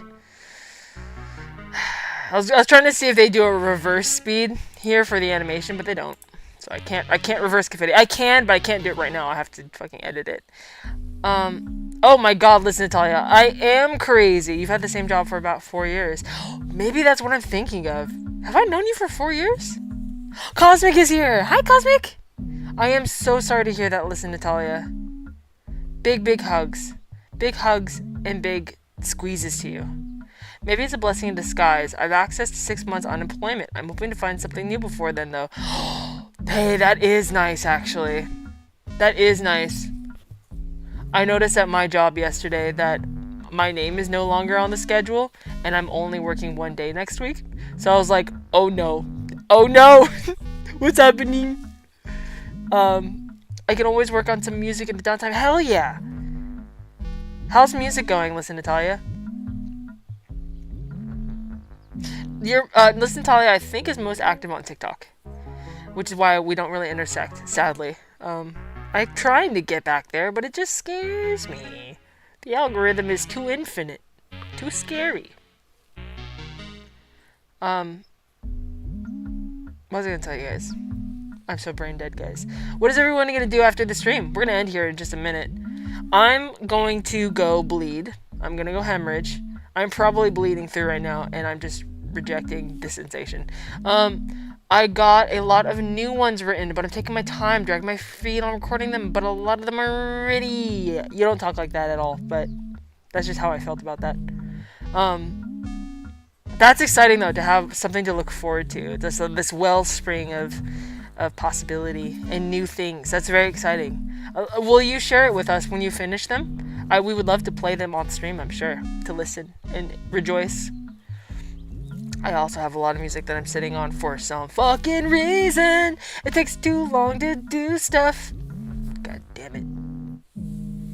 God dang old dangus. Sorry, is that offensive? I forgot. Sometimes using the name in vain is offensive to people, so I apologize if I'm offending. What the heck, guys? What the even heck? Let me see if I have any other notes. So, Video Game Friday. We're gonna play Jack 2, 6 p.m. PST, sharp. And by sharp, I mean up to 30 minutes to an hour late. Who knows? 6 p.m. soft, actually. Let's see. I'm an hour and a half beyond the cutoff time that I was thinking of today, but that is okay. I think everything is done. Yes, okay. So, well, I have to go fill out my calendar. I have to finish a vlog. I've got to send tracks off. You saw my to-do list. You saw my Dream Supreme. I need to have chocolate, and I need to have it now. I know it does not look like it, guys, but I have been working out. I am getting so fit. I'm getting so fit. This is all muscle right here. This is all muscle, actually. I have the buffest armpit you have ever seen. So I'm just blabbing. Listen, Natalia, I do not mean to sound insensitive. I am so sorry about your job loss, though. That is terrifying. And I guess it is to be expected. It's going to be happening a lot more of us upcoming here. So, but I'm glad you have unemployment, at least. I feel... YOLKNESS! That's right! Confetti pop to you for your brilliance. How are you feeling, Ash, post-work? Because you had a long day, too.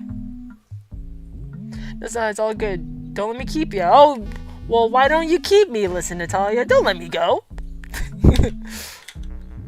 You know what I need to? I need to pluck my beard. I haven't plucked in a few days, and it's a nightmare. It's a straight nightmare. I'm just making sure we caught everything, because I had a huge list of shit today. Medical updates. Interactive website. What the fuck does that say?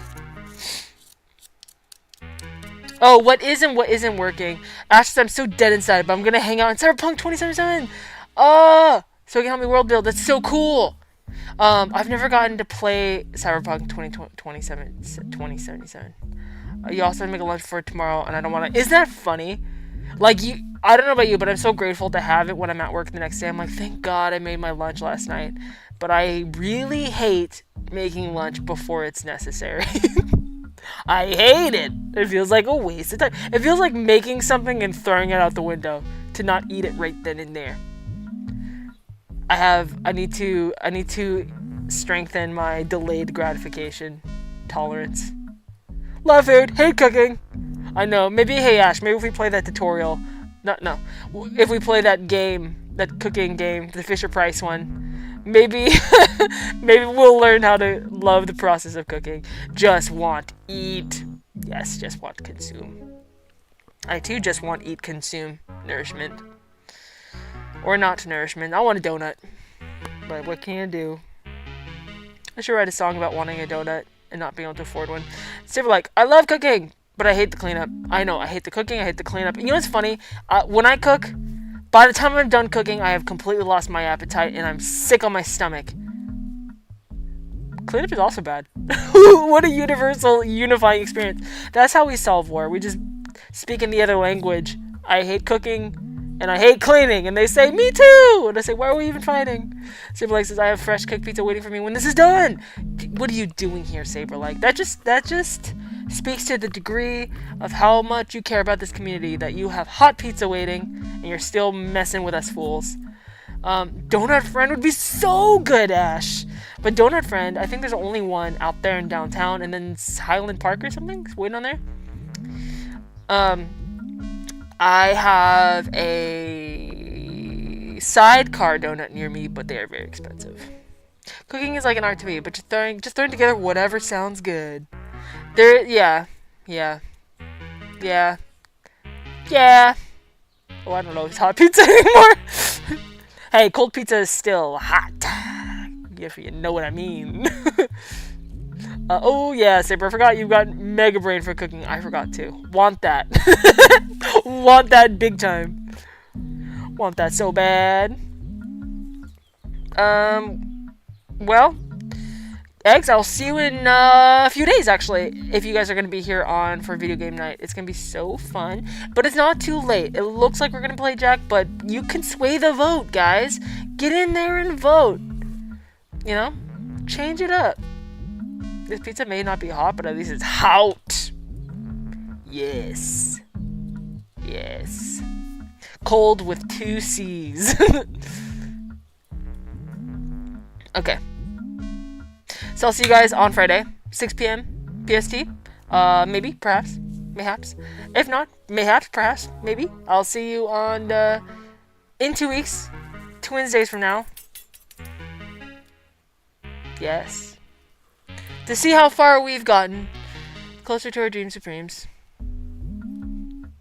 And by then, I will have seen a rheumatologist, and maybe they'll say, "Hey, you're fine," or "Hey, you're dying." Hey, you're fine. Hey, you're dying. Have good luck. Have a good luck. Have a big good luck. Have the biggest good luck you've ever seen. Have a good night. See you on the internet. The big www. But yeah, I really do hope I can make that interactive website so we can all hang out there. Wouldn't that be fun? Just running around as a little Eggy. Yes. Bye guys. Thanks for being here. For spending so much time with me. That's crazy. Okay. Bye. Thank you so much. Thank you so much. Bye. Bye. Bye. Bye. Bye. Bye. Bye. Bye. Bye.